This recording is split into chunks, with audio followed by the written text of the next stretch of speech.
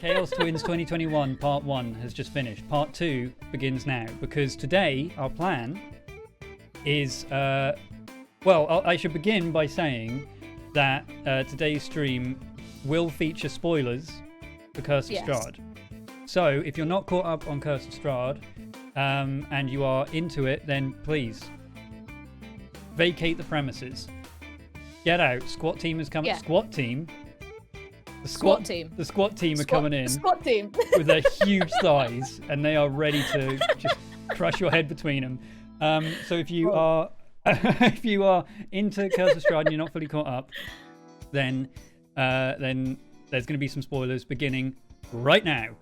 Right now. Today we're going to be making some new characters for Curse of Strahd. And why would we be making new characters, I hear you ask? I wonder why. I wonder why. They fucking died. So the last ones, they fucking died. Xeros and Ziki, they're dead. And first session back in 2 months, and first session back. Hey, welcome to 2021. Hey, Tom and Ree. Sorry, it's me, Mark. No, you're not. Thanks for joining my campaign, Curse of Strahd. Put a lot of work into it. Wow, really love your characters. You've added so much to the campaign. That's really cool. Good to see. I really like it when a character is invested. A player is invested in their character and other characters' backstories too. It's really cool to see. Really cool to see. Anyway, you're fucking dead. Oh, you've been sat here for like 10 minutes. You've got an hour and 50 left, Tom. Yeah, no, I mean you're locked in now. You're locked in now. So it wasn't all Mark's fault, sure. I'll be honest, I had no idea that we were still in combat. I thought we'd exited that combat. And then we came back, and it turns out I was surrounded on 1 HP. So that's how Xeros went, and Ziki kind of followed in the same fashion. It was always going to be that way. It was always going to be that way. If Ziki died, Xeros was going to die. If Xeros died, then Ziki was always going to die. So I think it was part of the plan, really. I mean, I'll be honest, didn't want to die. I really like playing Xeros. There was a couple of comments actually of like, has Tom run out of ideas with Xeros? Has he gotten fed up with playing him? Has he just said he doesn't want to play him anymore? No, that's not how it goes. That's not how it goes at all. Like, I don't just say to Mark, hey, I'm bored of this character, kill him for me. It's just how it goes. That's just the game. Yeah. But now is the opportunity for me and Ree to do, like I said in Curse of Strahd, it's time for me and Ree to do my favourite part of Curse of Strahd, and that was making characters with Ree. And coming up with Xeros and Ziki. We get to do that again. They're going to be very different. They're going to be very different because they have to be, because otherwise, you know, then I'll just be playing Xeros and you'll be playing Ziki. Yiki. Oh, I like Yiki. Or do we do that? Xeros and Ziki. We're back! We're back. Hey! Fuck. Where are your packs at? You got a pack? You got any packs? I've got to pack it up. Hey, can you just die real quick, Yiki? Oh, yeah, can you just die real quick? Yeah, nice. Cool. Oh, hey, Yasmodius. It's me, Xeros. Hey, buddy. You got a contract? Here, let me just, there we go. Don't tell me what it is. It's fine. Oh, you got your souls? Sign it. I'm just going to bind 2 souls to this one contract? Neat. Awesome. Done. All right, well, thanks, Yasmodius. That's really cool. I'm going to go fuck over the rest of the party like 7 times before I die. See you in 2 weeks. See you in 2 weeks. So that's what we're going to do today. That's the plan for today. Let me just change this real quick. Making characters for Curse of Strahd. Well, that's kind of spoilery, isn't it? I should probably put spoilers ahead for Curse of Strahd, and then directly under that, making characters. Don't ask why. So, would Xeros and Ziki canonically be with the Lightfall Descent guys right now? Lightfall Descent guys came back. Oh shit! So we just missed them. Oh. We might have been there. We might have been there. Like, did the Lightfall dudes in the Descent? Did they kill any bearded dragons? Because if they did, Mark, what is this? He. What is it? Is Ziki gonna meet Alzra? Because that'd be amazing. Mark has considered this. What, for Lightfall 3? I want Ziki to meet Alzra so bad. But Ziki's like an imp thing now. Yeah, I know, but I was just all like, hey, this is how you do a pact, BT dubs. Yeah, this Peace is how out. you succeed. Yeah. By the way, step 1 of a pact: ask to go immediately to level 20. Like, you basically got. When Xeros made a pact, like, he had a shitload to do, and all he got in return was a kick-ass sword. When Azra makes a pact, she had nothing to do, and got to level 20 immediately. Like, the balance wasn't there. I speedran D&D. God damn it. Yay! Yeah, Ree's the favourite. Fair enough. I agree. But yeah, I wanted to also highlight something else real quick that I found on the Discord. Is the High Rollers D&D wiki, which is hello. recently had an upgrade, an update. Going through, so there's a lot of things missing. I will say that. This is awesome. But there's now this High Rollers wiki that has a load of different stuff on there, and it's so up to date as of like 2 days ago, I think it was, or even more recent than that. It does currently say, what? Hang on, what have I done here? This one. It does say past characters already. So there you go. Oh, it's been updated. Amazing. It's been updated already. Yeah, there's definitely work that needs to be done on there, but it's one of those like open edit things. So if you're part of the High Rollers Discord and you think, wow, there's a lot of things we can add to this. Like Erois has got quite a lot of stuff. It's got a sort of chapter summary as well, which is kind of cool. Nice. I don't know if that's just taken from the YouTube playlists or not, but still, you know, there's a lot going on here, and I think it's really cool. It's a nice way to keep up to date with Erois or find out things that you might have missed. So I thought I'd just highlight that. I like it. I like when people are putting in this much work to stuff. It just looks really cool. There's a schedule here as well. Oh, it's Dragon Fiasco in chat. They did it. Dragon Fiasco. There's a lot more work to go. I'm going to get to it. Well, this is me. This is my call to action.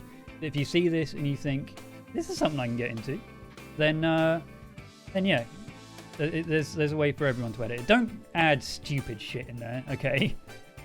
But if you're willing to help out, then there you go. That's the place. Thank you very much, Dragon Fiasco, as well. This is very cool. Thank you. Apparently the new Erosa is in there already as well. Oh yeah, no, that's what I saw. So yeah, it's not only already there, but look, if you click Sentry, you've got level 2, level 13. Great job! This is awesome. You got Sentry, Sentinel Prime, The Prime, and Plant Mum. And a lot of different stats about it. I just thought that was really cool. And the same goes for the Lucius art that was released today. Yeah, brand new. If you've seen it already, go to the Twitter. Go ahead, High Rollers Twitter. Go see it. Don't add stupid shit like the famous one-shot character, literally Tom Hazel. I mean, if you're gonna have to write about the one-shot, you're gonna have to put that character in there. But yeah, we've got his spell clash name. Really cool, really cool. And also, I noticed in here, we've got Keelek Ad Kalar and Quillek Ad Kalar incorrectly. Amazing. Thank you for that. I do appreciate that. So good. And also Birdie by Lucius. These ads, though. Oh yeah. I can explain. I can explain why this is in my search history. Why is that in your search history? I wanted to find a cat mask. Is it articulated? Does the mouth? The mouth. It's called Mouth Mover. Okay. Justified. This is great. Yes. Perfect. Incredible. Next week. Oh, I've just closed. Awesome. I've just closed that dang ass tab. So yeah, I just wanted to highlight this. I thought this was really cool. So thank you very much for the work that you've put into this. Thank you so much. Interesting to see when people see the new art as well. And boy howdy, let me tell you. Nina did a real good job with the art. She did an incredible job. It's so good. Yeah. And if you thought that Sentry and Lucius was a glow up, there's loads. There's glowier glow ups coming.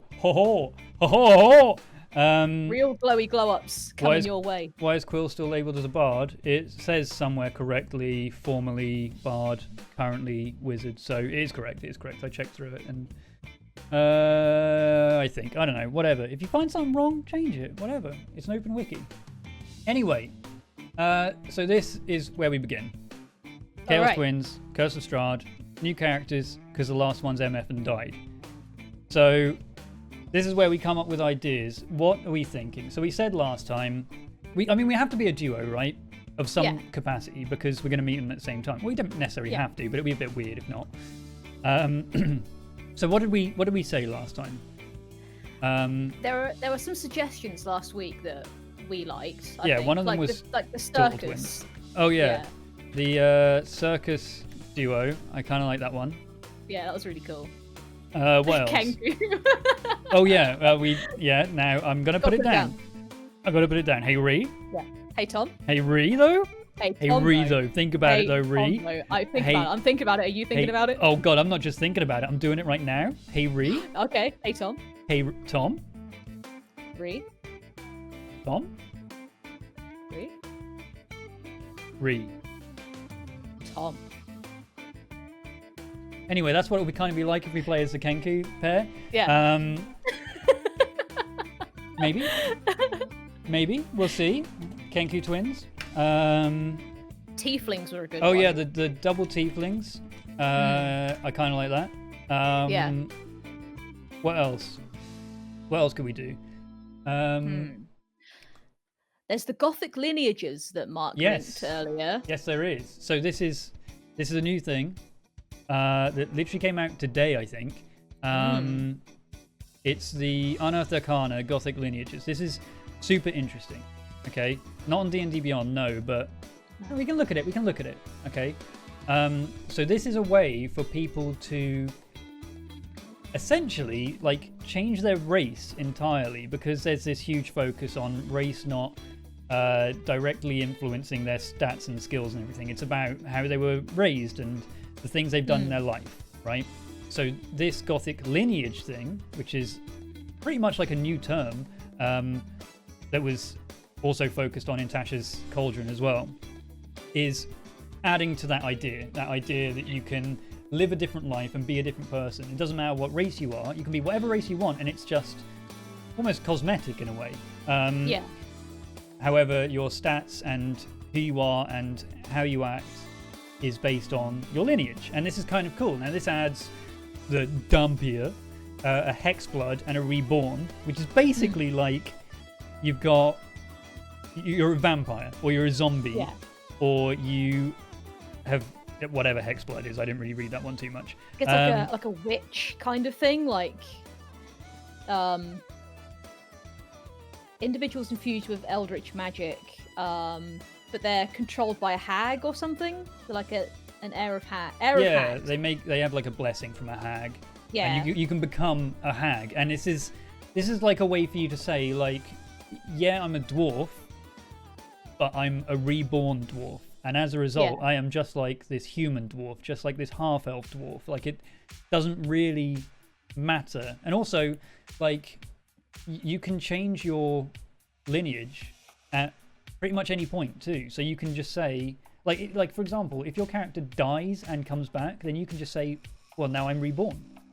Yeah. And it changes. Cool. It changes well, it doesn't change drastically, but it changes how, like, the stats that your characters have, your special abilities and things like that, much like you would with a race in traditional D&D. John McCleary, I like that idea. I had a similar idea earlier. I was thinking about this. What's that? Children from the Cupcake Hags. What in God's name is the Cupcake Hags? You know, the windmill we went in with the flower, remember? Oh, right. Okay, yeah. Oh my God. Like stolen children, and we'd like been raised by like a hag or something. And we're like super creepy and weird. Oh, so we're just like, everywhere we appear, it's like someone sees us and then they turn away and look back and we're gone. Yeah. Like The Shining, you know, we open a door and then like blood comes out of an elevator behind us.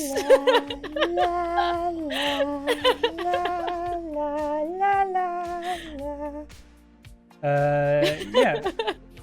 So this is kind of cool. I thought this was a cool addition to D&D. As well, I mean, look, me and Ree are ultra fresh in the concept of other people playing D&D from like 2nd edition, 3rd edition, 4th edition. Yeah. Like we've only played 5th edition, and you know our opinion means little compared to the elites out there, like Mark and Trot, right? Like, yeah, they'll have a greater sway on this opinion, but I think it's cool. I think it's just a cool thing. Like it's a way for, you know, sometimes I want to play a dwarf, but I don't like the stats, and the min-maxer in me is saying, well, then I just don't be a dwarf. Then it's frustrating sometimes, and I like the idea that they're allowing people to be the character they want to be.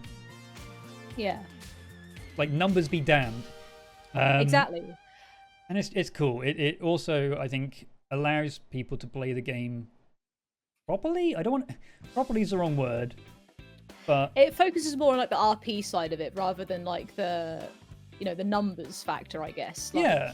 But then people play it for different reasons, so it's like, you know, whatever floats your boat. But yeah, I mean, if you want to play a numbers game, then you know that's the campaign you're going to look for. But exactly. It's if you feel limited in your choices, this is the approach. This is the approach. And yeah, you can play the Dampier. Like I said, they are basically a vampire, and they have hungers.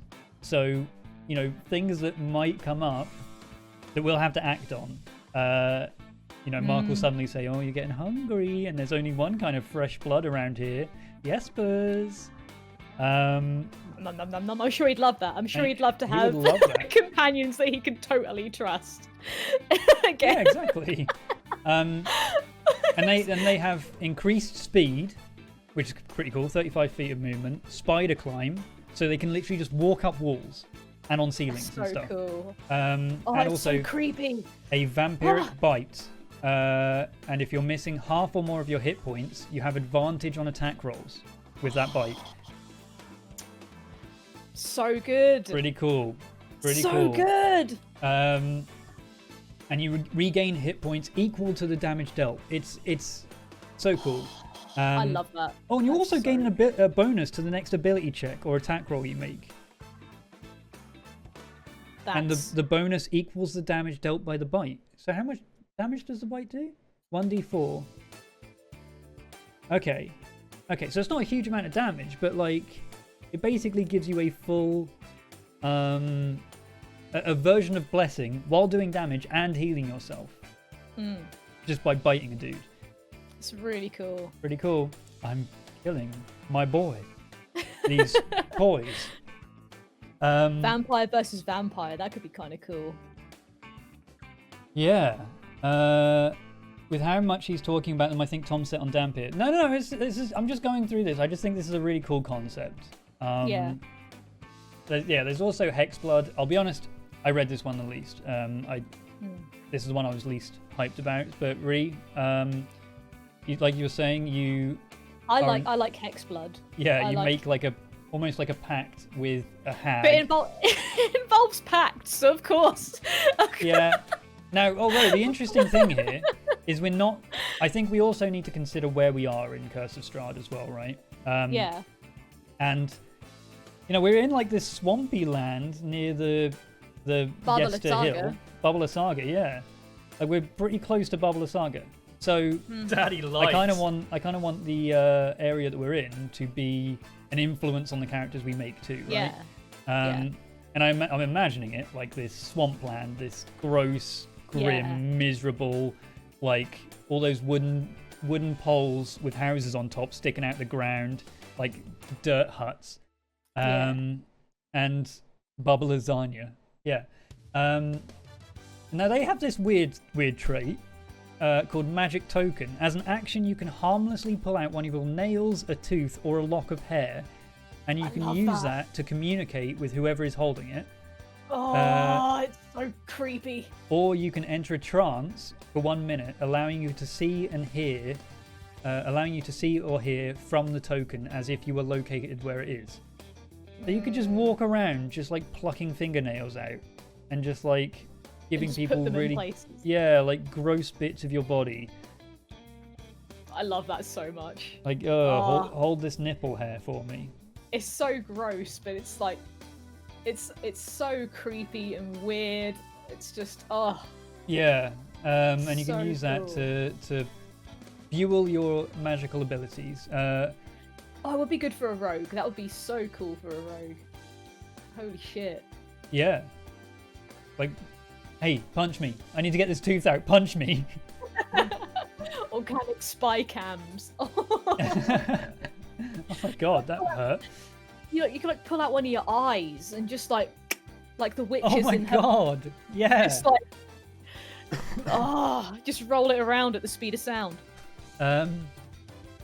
Yeah, and there's also got hex magic too, and things like that. And the Reborn is basically a zombie, without all the grossness. Kind of like iZombie rather than Shaun of the Dead zombie, where you've escaped death, a fact represented by the following benefits. You have advantage on saving throws against disease and being poisoned.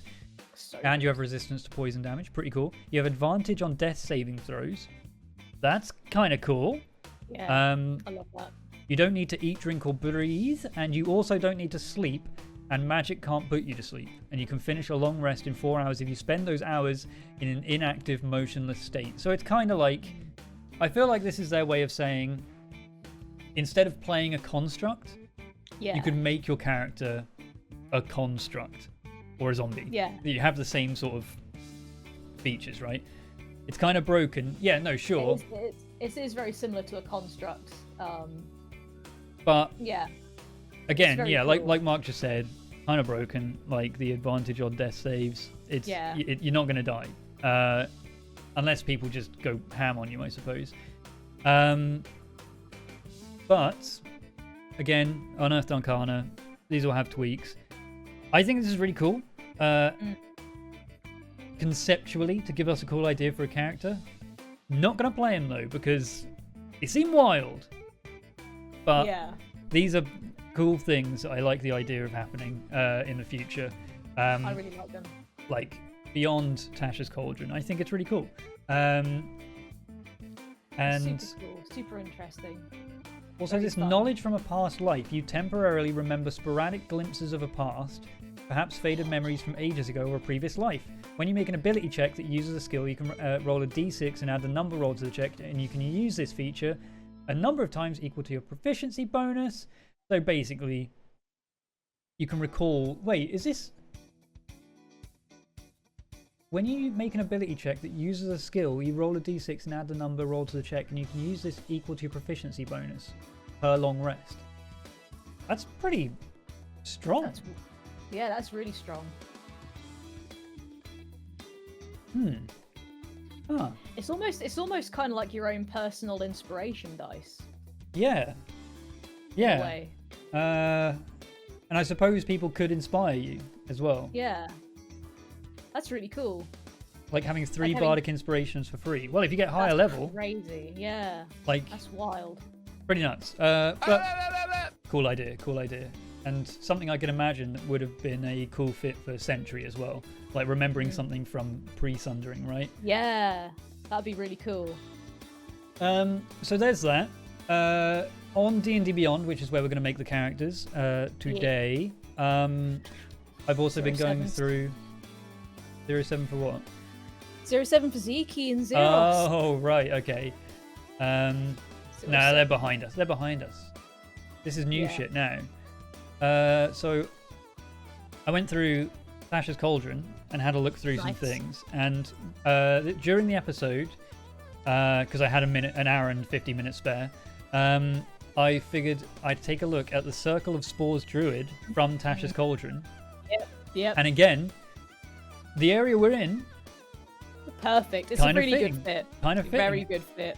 And I've never played a druid before, which, if you want to get into the mental process of me creating a character, it generally begins with what haven't I done before. Yeah. And I imagine for Ree, it's what 2 classes can I mix together to make something crazy.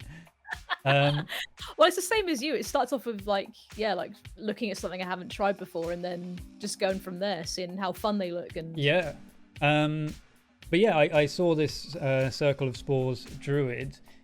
So if you haven't got Tasha's Cauldron, I guess look away now. I don't actually know if I'm allowed to be showing this on screen. I've just thought about that for a second. Am I allowed to be showing this on screen? I don't know. I mean, it is out, right? Yeah. It's out. Yeah. Well, let's take a look at the Circle of Spores Druid. So people showed it on YouTube. Yeah, you own it. Sure. Anyway, so they control mushrooms and spores and everything around them, the nature around them. It's like where druids are normally like animal, wild shape, and flowers and trees. The Circle of Spores are like gross, disgusting mushrooms and things like that. Yeah. So they have a lot of necromantic ability or spells in Chill Touch, Blindness, Deafness, Animate Dead, Blight, Confusion, Cloud Kill, Contagion. The nasty shit. They are fun guys. Halo of Spores. You are surrounded by invisible necrotic spores that are harmless until you unleash them on a creature nearby. When a creature you can see moves into a space within 10 feet of you, or starts its turn there, you can use your reaction to deal 1d4 necrotic damage until it saves on a Constitution saving throw. 1d6 at 6th level, 1d10 at 14th. Kind of cool. Like, it forces I love it. shit away from you. It's very cool. Yeah, it's actually worth opening Xeros as well, because I can't remember what level he was. There's literally Tom Hazel. Xeros, level 7. Man, your D&D Beyond is so tidy compared to mine. Why, have you just got a shitload of characters in there? I got so much shit. Well, I get so paranoid about stuff, I copy all my characters, so I have like just copies and copies. Oh, no, yeah, like... I make copies, but I delete them afterwards because I'm not a monster. So yeah, we're making a level 7 today, so in that case, if I'm a full druid, then I'll have 1d6 to this damage, which is pretty cool. Awesome. So it's not amazing. Like, it's 1d6 damage if they move within 10 feet of you. Like, you know, whatever. But it's just free damage, right? Yeah. Symbiotic entity. You gain the ability to channel magic into your spores, and as an action, you can expend the use of your wild shape feature to awaken these spores, rather than transforming into a beast form. And you gain 4 temporary hit points for each level you have in this class. So, if you're a level 7 druid, you'll get 28 healing, or 28 temporary hit points. And while it's active, when you deal Halo of Spores damage, roll the damage die a second time and add it to the total, so 2d6. And your melee weapon deals an extra 1d6 necrotic damage. That's wild. Now So cool. I know what you're going to say. You're playing Curse of Strahd and you're going to deal necrotic damage. Sure. Yeah. I ain't min-maxing here. It sounds cool. Yeah. Sounds like you could make clicker-like creatures. Well, fungal infestation is your spores gain the ability to infest a corpse and animate it. I love that. Cool. Oh no, hang on. If a beast or humanoid creature that is small or medium dies within 10 feet of you, you can use your reaction to reanimate it. Just instantly. Just bam. You can just say straight up. Yeah, you're not dead. You're on my team now. That's so cool. That's so cool. Causing it to stand up immediately with 1 hit point. It has the zombie stat block, after which time it collapses and dies after an hour. The zombie's turn comes immediately after yours. It obeys your mental commands, and the only action it can take is the attack action. So what is the zombie stance? That's really cool. Lowest shit speed. 8 AC. What attacks does it do? I don't know. Seems kind of shit. But, you know what? Whatever. Is there a limit to this? I guess it's like 1 every long rest or something, right? It's a whatever. Reaction to cast, equal to your wisdom modifier. A minimum of once. Minimum of once. You regain all expended uses when you finish long rest. So wisdom modifier, like you could have like +3. Could you theoretically? Yeah, I guess you could. Like over 3 turns, you could just have 3 zombies surrounding you. If that's really cool. Something dies within your area, you just infest them and slowly build up this army of zombies for an hour. That's pretty powerful. I mean, they're just zombies, cool. I know, but like... Flesh shields. It's always handy. Flesh shields. Especially in STRAHD. We're not going to get spreading spores, but I just want to see what it does anyway. Seed an area with deadly spores. A bonus action while your symbiotic entity feature is active. You can hurl spores up to 30 feet away, where they swirl in a 10-foot cube for 1 minute. I can dismiss them. When a creature moves into a cube or starts its turn there, that creature takes Halo of Spores damage. Cool. So, while the cube of spores... So it's basically an extra area where this Halo of Spores... It's weird, right? It seems like it's extremely heavily focused on this Halo of Spores. But, yeah. A, it does 1d6 of damage at this level. We won't make it to 10. Sure, fine. But I just want to talk about this class as a whole. 1d6 at level 6 of damage to a 10-foot area around you and a cube 30 feet from you. Yeah. And then also a zombie. And also a zombie that has 1 HP. Not amazing. No, but it is cool. It's cool. Oh. Yeah, but it's I'm kind of on the same page as you though. Like it seems heavily focused around this concept, but the concept itself for what we're doing, for its purpose. I mean, yeah. Is it strong enough? If I go, but then if again, I go numbers, we don't want to min max. If we play the numbers game, then it's cool. It is cool. It's I won't cool. lie, it's cool. Yeah, symbiotic entity. That is cool. That is very cool.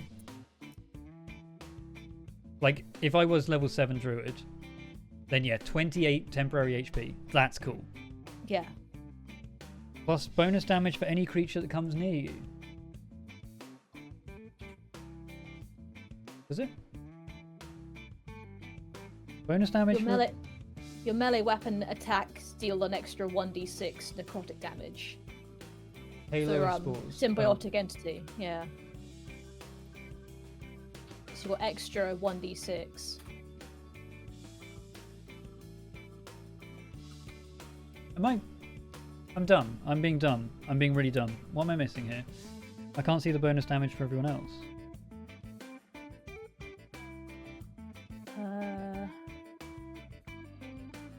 You double you the double. Oh, you do. Yeah, bonus damage for yourself, so not for other people. First bullet point. Oh, when you deal your Halo roll the damage die a second time and add it to the total. I see. Ooh. It's actually kind of cool, you know. With Shillelagh, a sleep-deprived gamer just said, that could be pretty good. 2d6 free damage as a reaction every turn is solid. True. Counterpoint. Storm Barbarian. They don't even have to spend a reaction to do that damage. So. Rule of cool. It is cool. It's very cool. It's really cool. It's very cool. Yeah. I just imagine a tiefling, right? But it's like infested with spores, but the horns are covered in mushrooms, I'm getting so many cool visual ideas. Their horns are mushrooms. They're mushrooms, yeah, and there's all fungal growths. Oh and stuff no, it's like the horns have broken off, right? But they've been replaced by this gross growth. Yes. of like mushrooms and I love it. It's so gross. And that's cool. your character. My character is a face in that growth.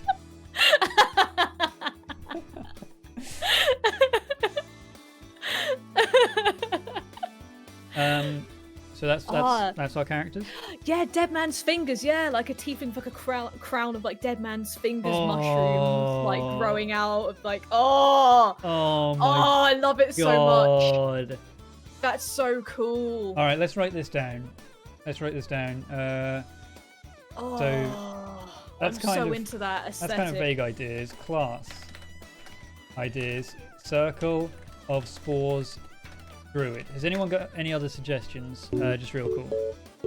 Fungus Druid is super cool for STRAHD. I'd homebrew rule that your poison damage still affects undead.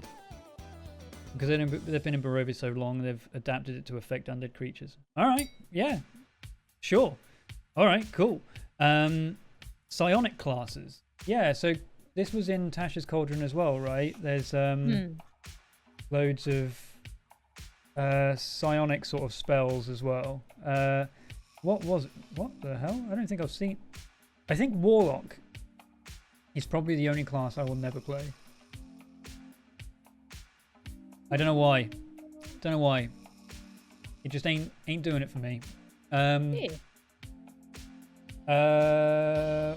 Which one was the Rogue? Soul Knife Rogue. Oh, Phantom Rogue as well. Oh, they have psionic. Yeah, they have psionic stuff. Okay. Ooh. So, you harbor a wellspring of psionic energy within yourself. The energy is represented by your psionic energy dice, which are each a d6. So kind of like key points, I guess, or which is a d6, or I suppose superiority die. B Ranger. Oh, write B Ranger down. We'll go through that in a second. I'm writing B Ranger down. I remembered. Oh yeah, I forgot about that. I'm gonna be honest. Not Curse of Strahd. This is a Rois. Yeah. It ain't Curse of Strahd. So I think maybe not. Psychic Veil. We're not gonna get to that level. Also, how the hell does a psionic rogue just wander around with a finger-crowned tiefling that's spitting out spores all over the place? Bat Ranger. There it is, Swarmkeeper. Yeah. Gathered Swarm. Okay. This is a pairing I can get into. Like these two characters, they're starting to make sense already. Yeah. A swarm of intangible nature spirits have bonded itself to you and can assist you in battle. All right. They're not intangible. They are just flies. Until you die, the swarm remains in your space, crawling on you or flying and... Oh my god, you know what we are? What are we?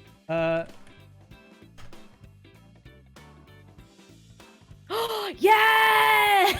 We're like these hags from The Witcher. Yes, we totally are. We're the crones. Yeah. Oh, this is a video, apparently. Oh, this is rad. Yes. Yeah, we're basically these things. I love it. Oh, there you go. They do good. have a swarm appearance, and you can literally just have insects. Just insects all the time. Yeah. All the time. Lock it in. Your attack's target takes 1d6 piercing damage from the swarm. I love that. Your attack's target must succeed on a strength saving throw against your spell save DC or be moved by the swarm up to 15 feet horizontally in a direction of my choice. Oh, this is the infestation spell that you cast. Yeah. But they just get this on every attack. They just have it. Oh, and then you're also moved 5 feet horizontally in a direction of your choice. Shit, so you can just use this to... Does it provoke opportunity attacks? I mean, Mark ruled it that it did. But I mean, if I want to use it on myself to get out of it. Oh, you pick You know one what of I mean? these. You pick one of these. Yeah. Um, Forced movement, so no. force movement is no opportunity. Yeah, fair enough. Interesting. Okay. Yeah, but Oh. like so, if when you hit a creature with an attack, is that also ranged attacks?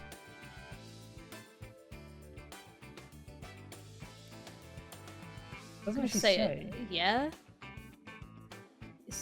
Saying yes. Got a yes. Also ranged attacks. Your arrows could be laced with bees or flies. Oh. That's really cool. That's That is such a cool ability. I love that. But I've played a ranger before. But then again, I love playing ranger. I loved Ranger. Araya. She's very fun to play. Very fun. She was ranger rogue, wasn't she? Rogue, yeah. Yeah. Very fun. Yeah, that looked really cool. Swarmkeeper magic. You learn the mage hand cantrip, but your hand takes the form of flies. Flies. Everything is flies. You also learn an additional spell of first level or higher when you reach certain levels in this class. So you get fairy fire. Oh, fairy fire. That's very cool. Mage hand, web, gaseous form. This is Insect plague. What is that? What is insect plague? thematically, this class is so cool. It's very cool. Like all of these spells, you can understand, like just from the concept of their ability. I love That's it. so cool. They're I mean- so visual. They're so just like what's the word for it? Visceral. So being 7th level, we'll have fairy fire, which is called mage hand, and web. You conjure a mass of thick, sticky webbing at a point of your choice within range, fills a 20-foot cube, difficult terrain, and lightly obscure the area. Oh, so cool. Oh, and you have to lay it between like pillars and stuff. Oh, but where does it come from? Where does it come from? Flies. All these flies. But I love it. It's like the idea that just, like, I can do it. I can make it. Like oozing this like ichor that I can just like and stuff. You just open your mouth and just a swarm of locusts come out. I've had nightmares like that before. What, Jeremy? Not Jeremy, but like standing on my stairs and having spiders come out of my mouth. I've had that. Oh yeah, I mean that's the standard That's shit. great. Who hasn't, you know? Who hasn't had that spider? And now I'm thinking about it, so it's really fucking horrible actually. Very good. Oh wait, no, 7th level. We'll also get this one. Writhing Tide. You can condense part of your swarm into a focused mass that lifts you up. You gain a fly. I can fly on. You I gain can a fly on flying flies. speed of 10 feet and can hover. 10 feet shit, but you can fly. It lasts for 1 minute or until you're incapacitated. You can use this feature a number of times equal to your proficiency and regain. Fuck, you know what? I think this might be my new favourite class. This is really cool. Take me away, my bees. This is incredible. I love it. Insect Nimbus. Oh, I love it. It's like that ninja in Naruto who has just like he's just full of bugs. It's that guy. Don't weeb it up, Ree. Come on. Sorry, but he's You're cool. better, He's you're cool. better than this. He's full of bugs. but he's a ninja. Shino Aburame. Yeah. So yeah, I think those two. It's like in the bee movie where the bees hold the plane up. I just... what a callback! I love it. Oh, so good. Is there anything else that immediately? Oh man. Let's have a peruse, shall Well, we? there's Path of the Wild Magic Barbarian. I like that a lot. I've seen that. Also, we haven't actually looked at Artificer yet. Though again, STRAHD? STRAHD Artificer? STRAHD art, is it? There's some cool Phantom- ones. It's up to you. Phantom Rogue. Phantom Rogue. I've seen this one a lot in chat. Whenever you finish a short or long rest, you can choose one skill or tool proficiency that you lack and gain it as a ghostly presence shares its knowledge. So you are like Walter White. You take things from the people you kill. Yeah. Whales from the grave. This is so fucking edgy. I know Edgelord. that Kim has made like 7 characters related to specifically this class. There's no way she hasn't. You can channel the power of death to harm someone else at will. Immediately after you deal sneak attack damage to a creature on your turn, you can target a second creature that you can see within 30 feet, roll half the number of sneak attack dice for your level, and the second creature takes necrotic damage equal to the roll's total as the wails of the dead sound around them for a moment. Gnarly. It's really cool. Gnarly. I have a soft spot for edgy shit. I can't. Oh, I know. love it. I love it. Ulzra. Just like death. Yes. How many would you like? I'll have all of them. I just want to take a look at the path of the Wild Magic Barbarian. Spend Yes. You can open your awareness to the presence of concentrated magic until the end of your next turn. You know the location of any spell or magic item within 60 feet of you that isn't behind total cover. When you sense a spell, you learn what. So it's you get not detect magic. Yeah, kind of detect magic. As a bonus action. Yeah. Oh, sorry, as a full action. As many times as your proficiency. That's pretty cool. Like, are there traps in here? Boom.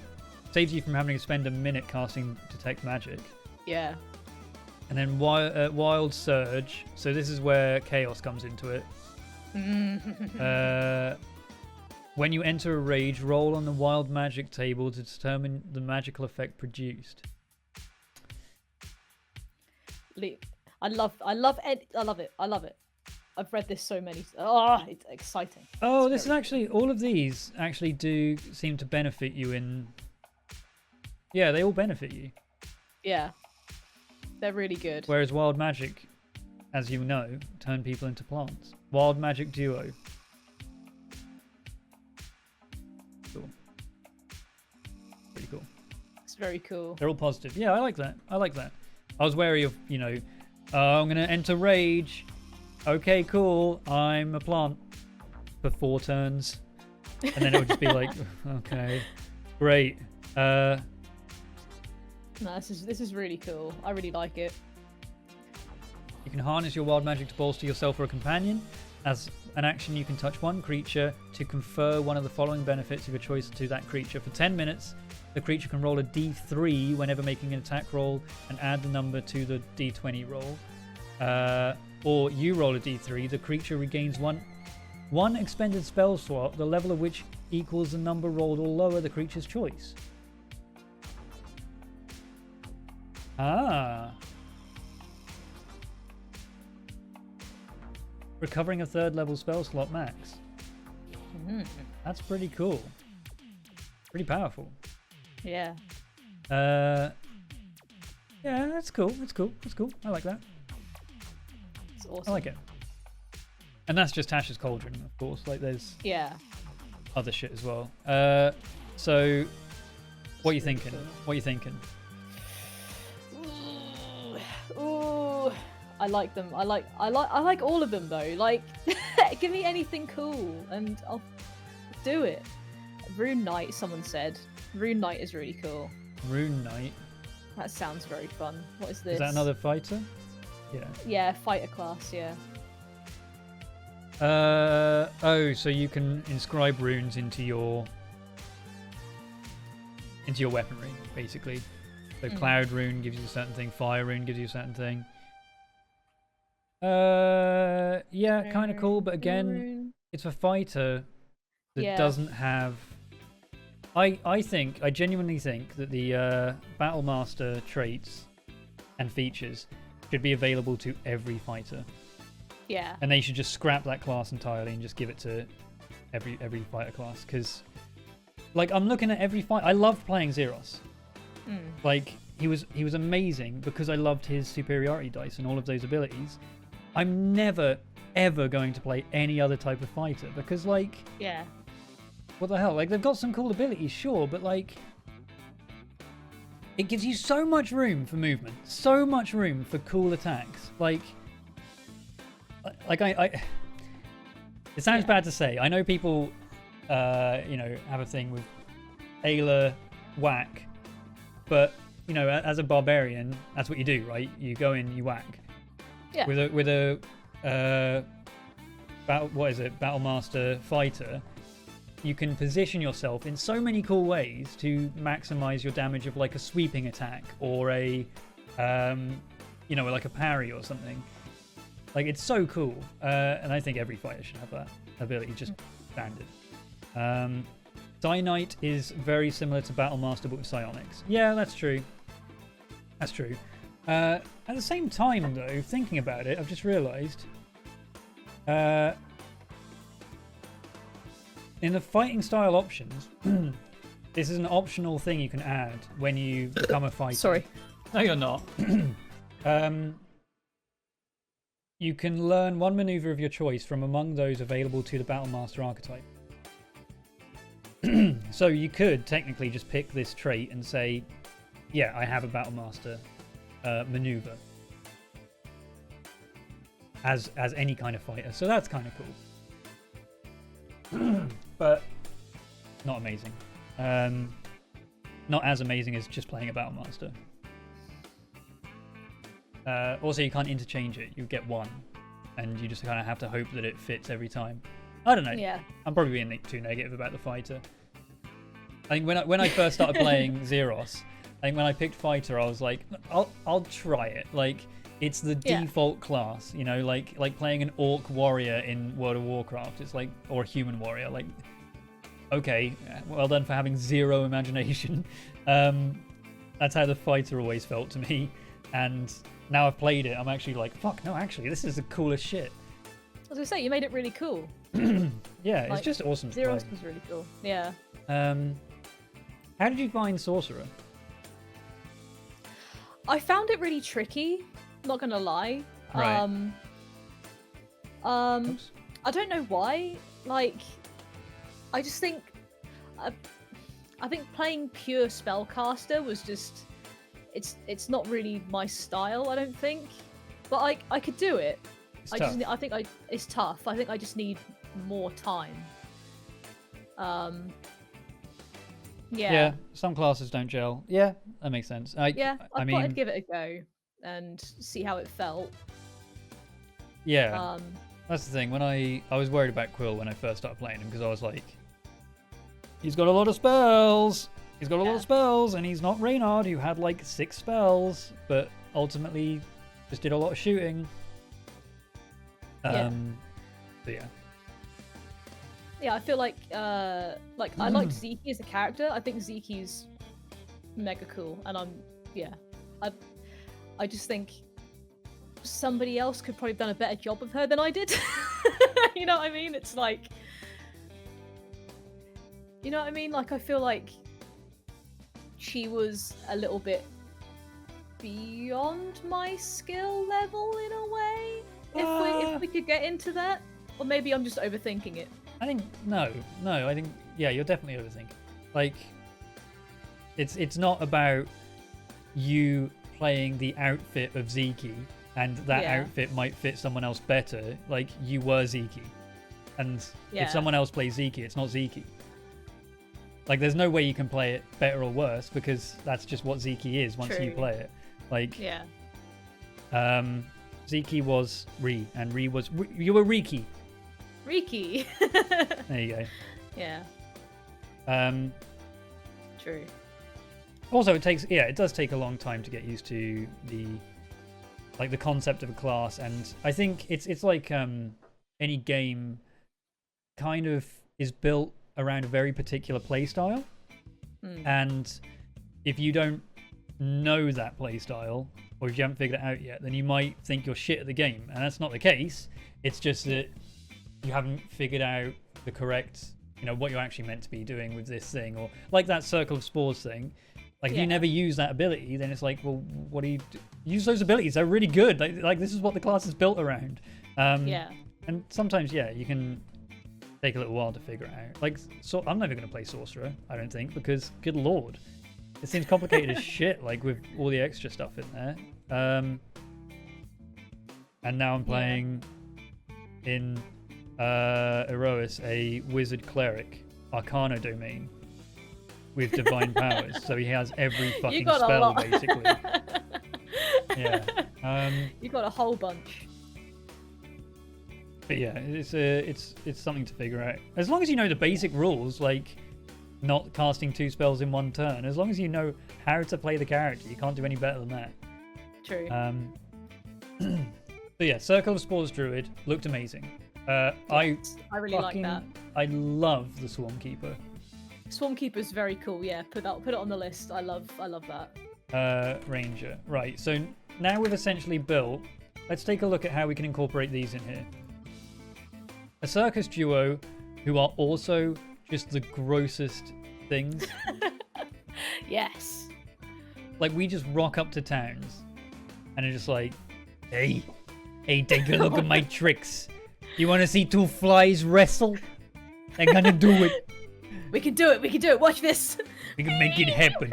Hey, build the arena for me. Build the arena and you just circle them with mushrooms. That'd be amazing. I love it.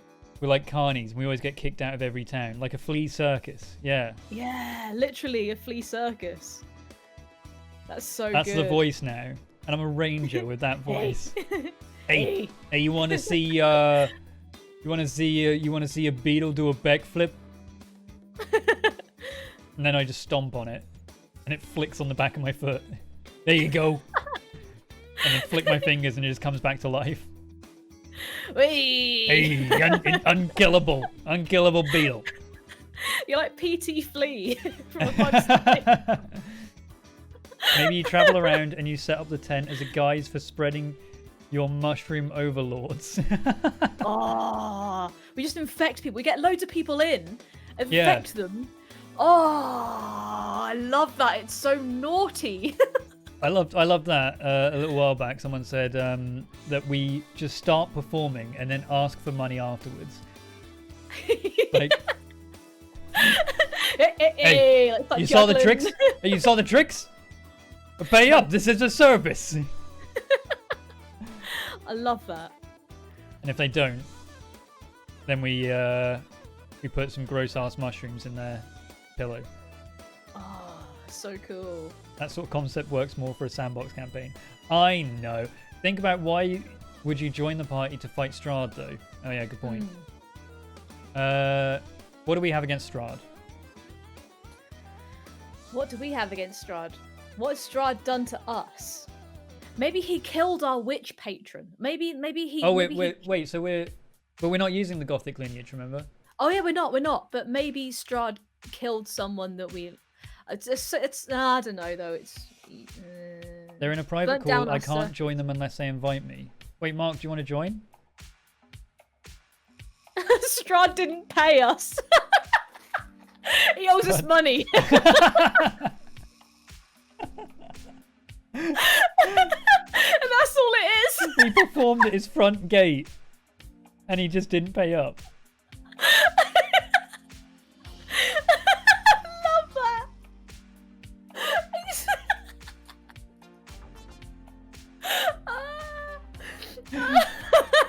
I'm just imagining in the concept of the campaign as well.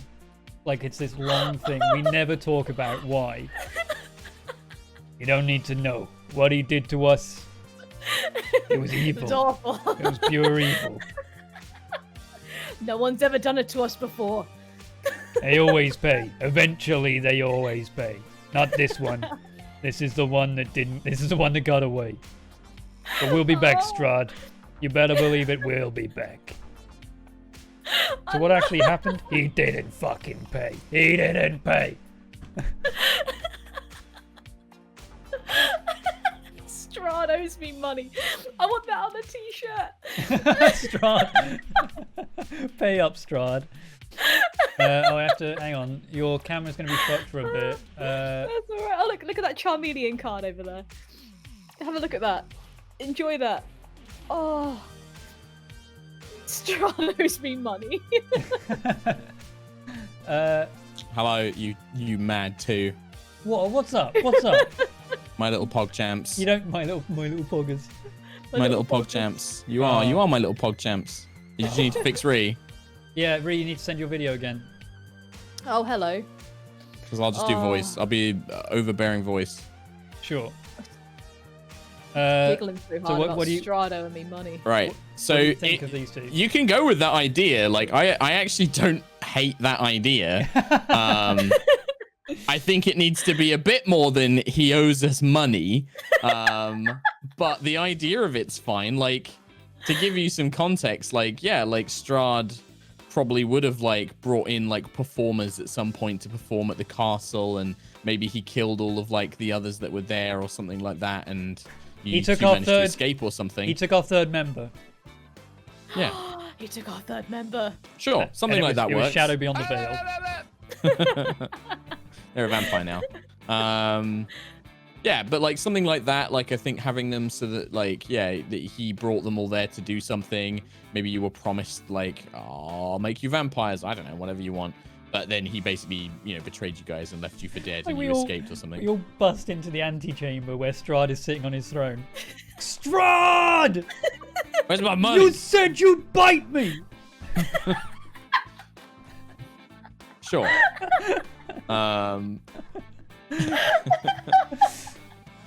Fuck's sake. STRAHD So was my angry. delivery driver and ate my food. STRAHD! You fucking too. Where's my fucking subway? If you want to ruin the entire tone of the campaign, by all means, you'd be mad at him for not paying you.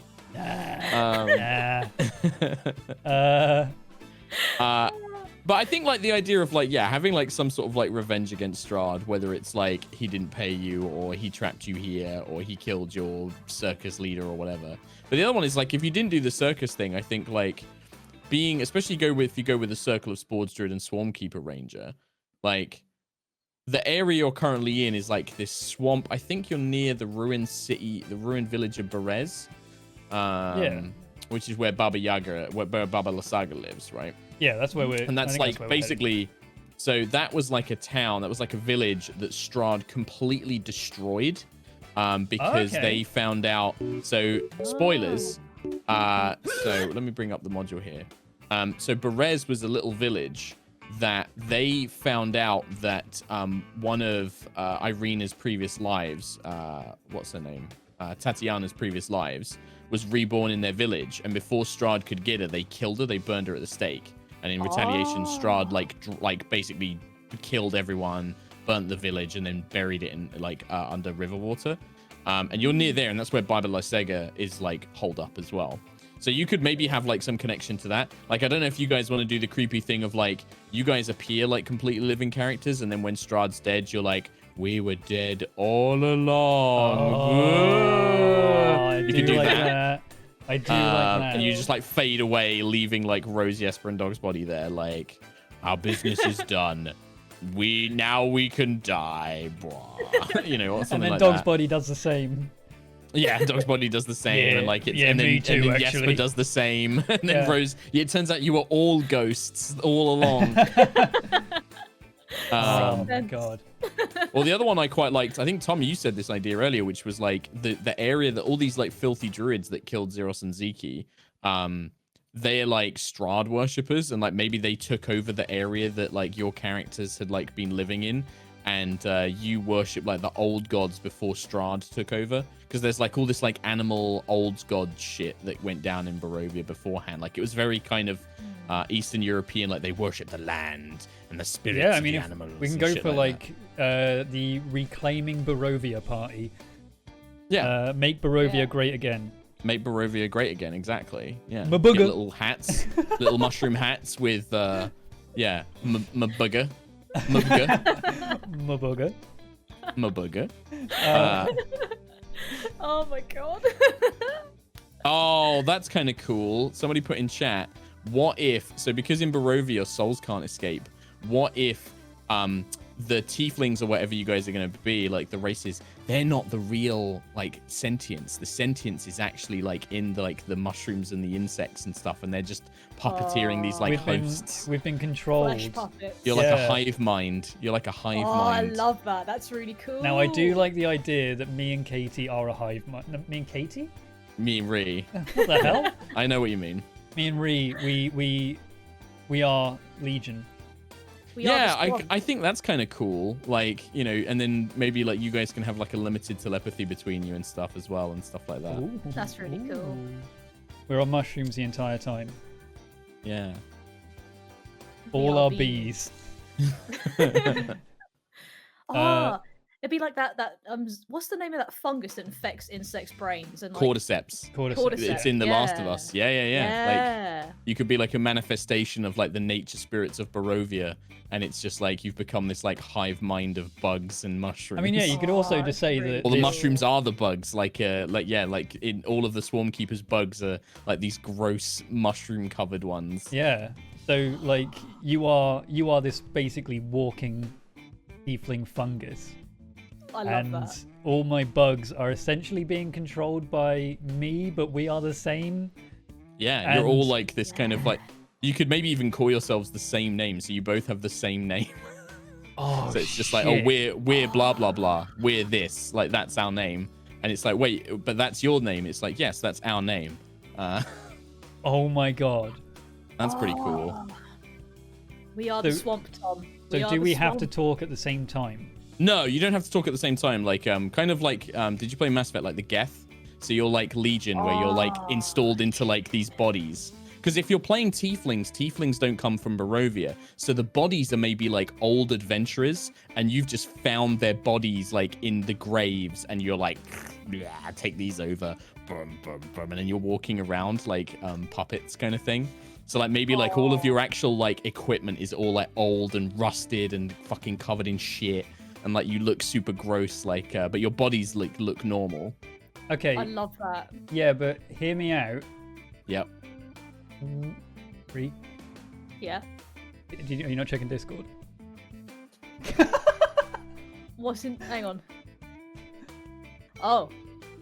But we could talk at the same time. Yeah, you could definitely try that. Well done. You could try.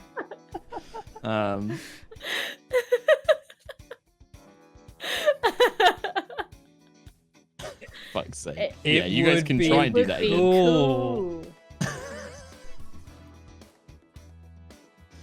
Yep. I'm just gonna leave that with you guys. I'm not even gonna say anything on this one. I'll leave that to you. But I think that's a cool idea. I think like being like the past spirits of Barovia. I love that. It's such I love cool that. It's a really cool. And I think the hive mind idea between the two of you is very funny. That's really cool.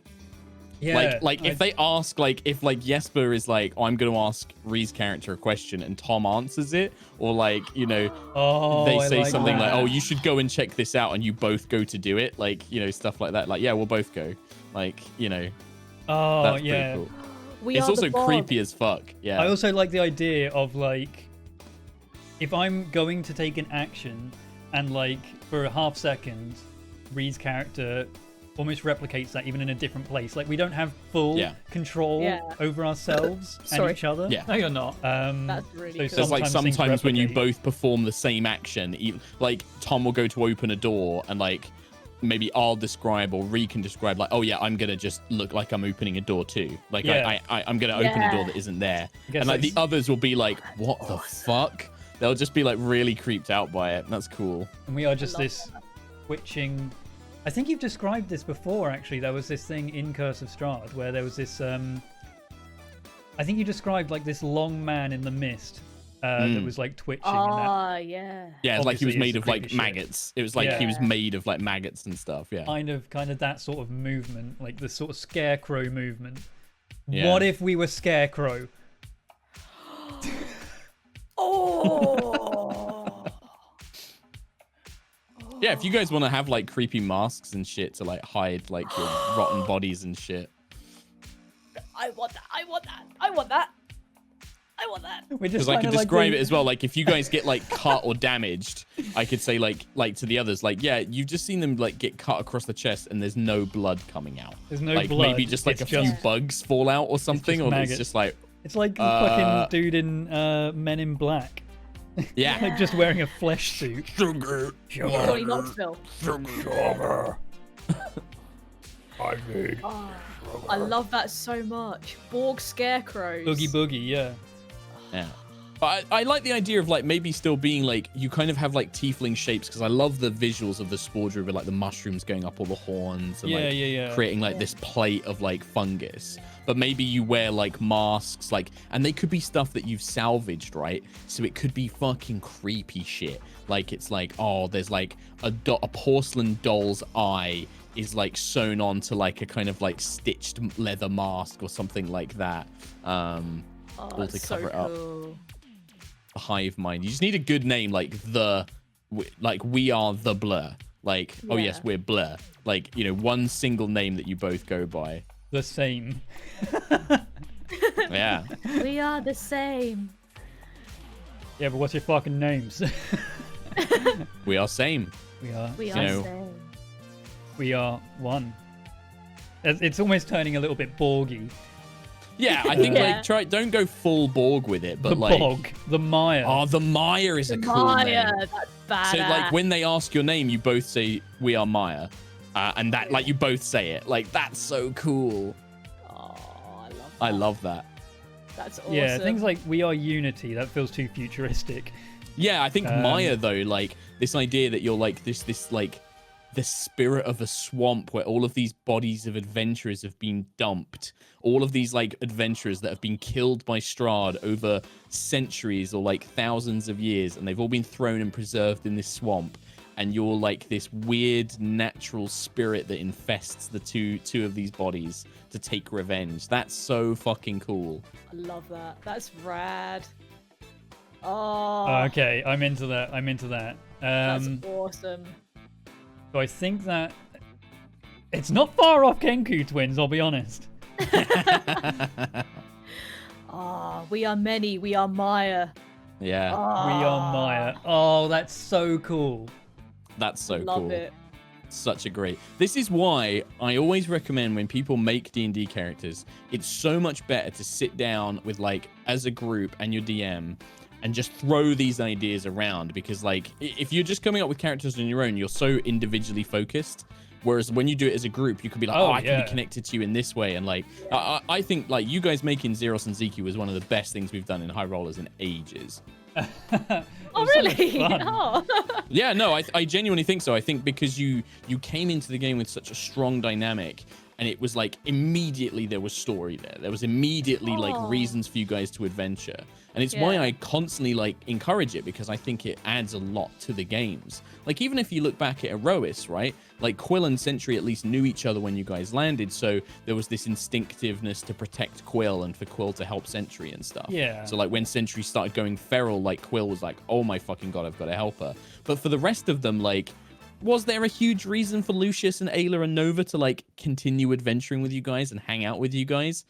Not really, but they had to, so we made it kind of work because you guys had crashed together. But like I think like coming in with these kind of like ideas bonded together, it makes it work really, really well. I mean, we tested that concept pretty hard with Curse of Strahd. Like Ziki and Xeros, they were going to stick together. Those two and the rest of the team.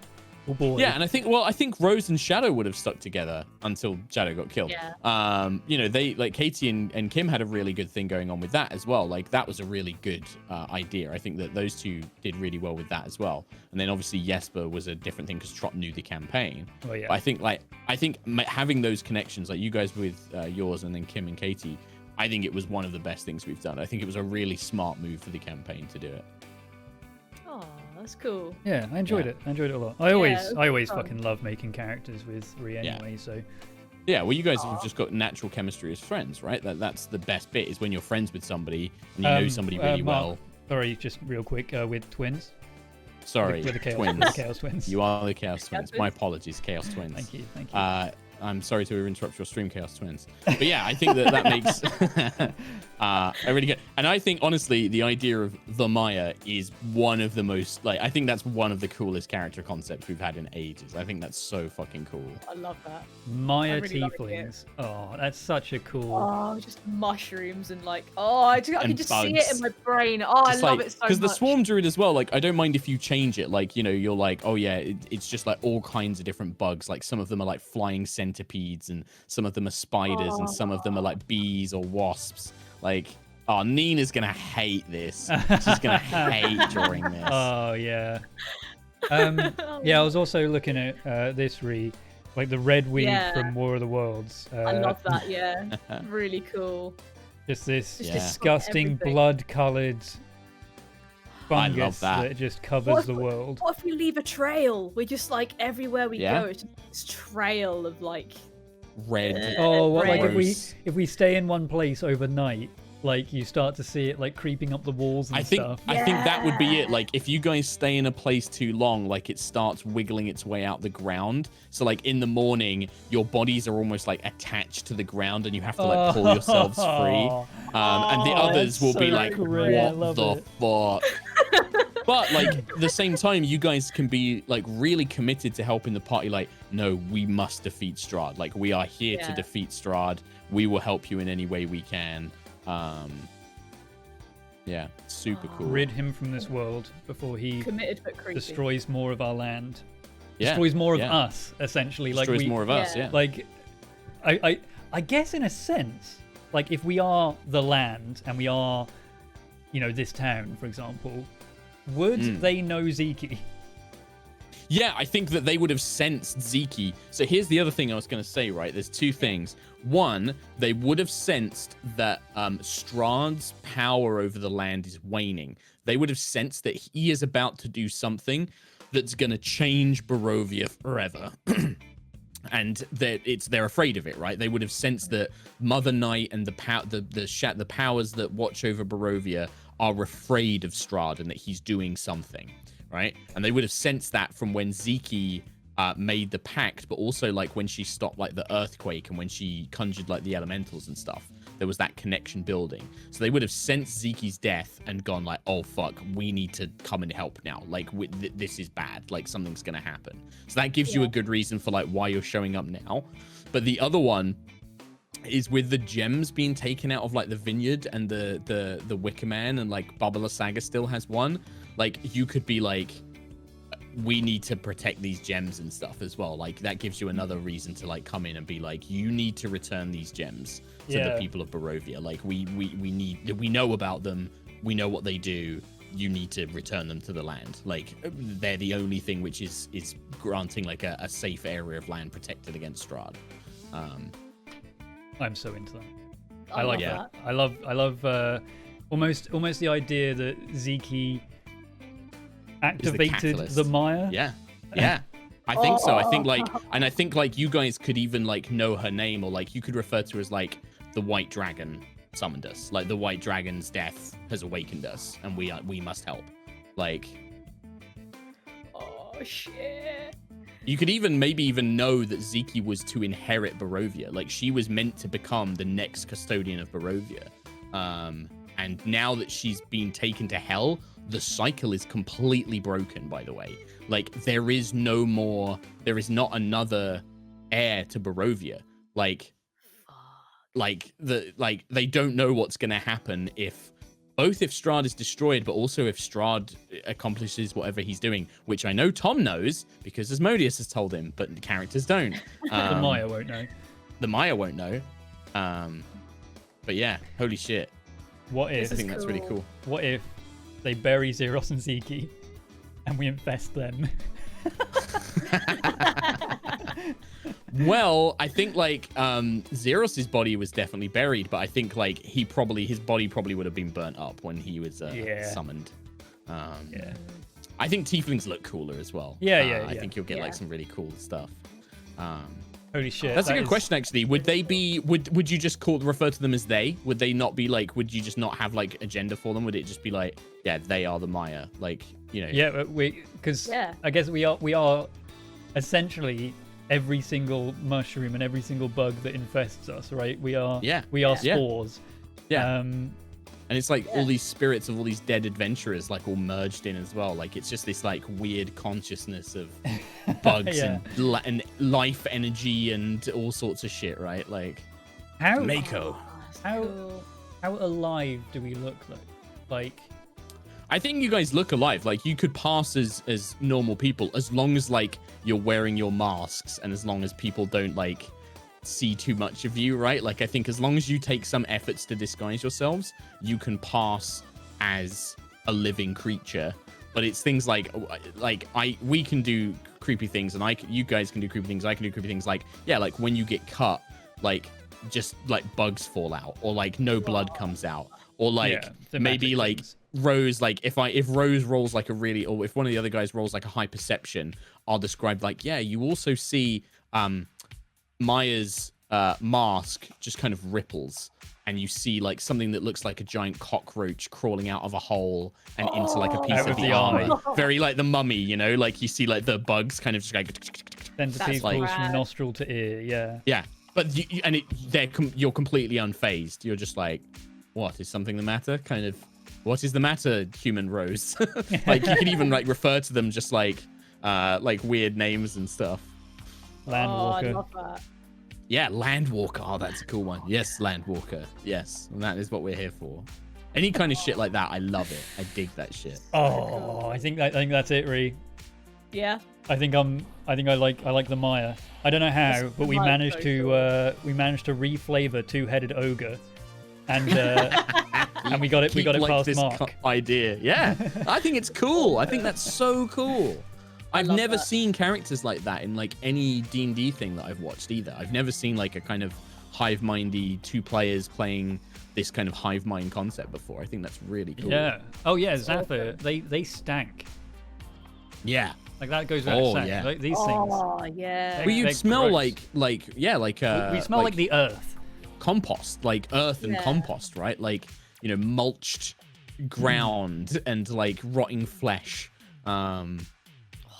So can they speak with trees? Well, I mean, as a ranger, as a druid, I think you can speak with plants. Druid, yeah, you'll still need to use your spells and stuff. I think the only extra thing I'll give you guys is that you'll have like a limited telepathy between the two of you, and you can see like if one of you transfers, you can look through the other one's senses, right? Kind of like a familiar or like that kind of spell. Like you can basically have one of you just goes silent and is looking through the other one's eyes and stuff like that.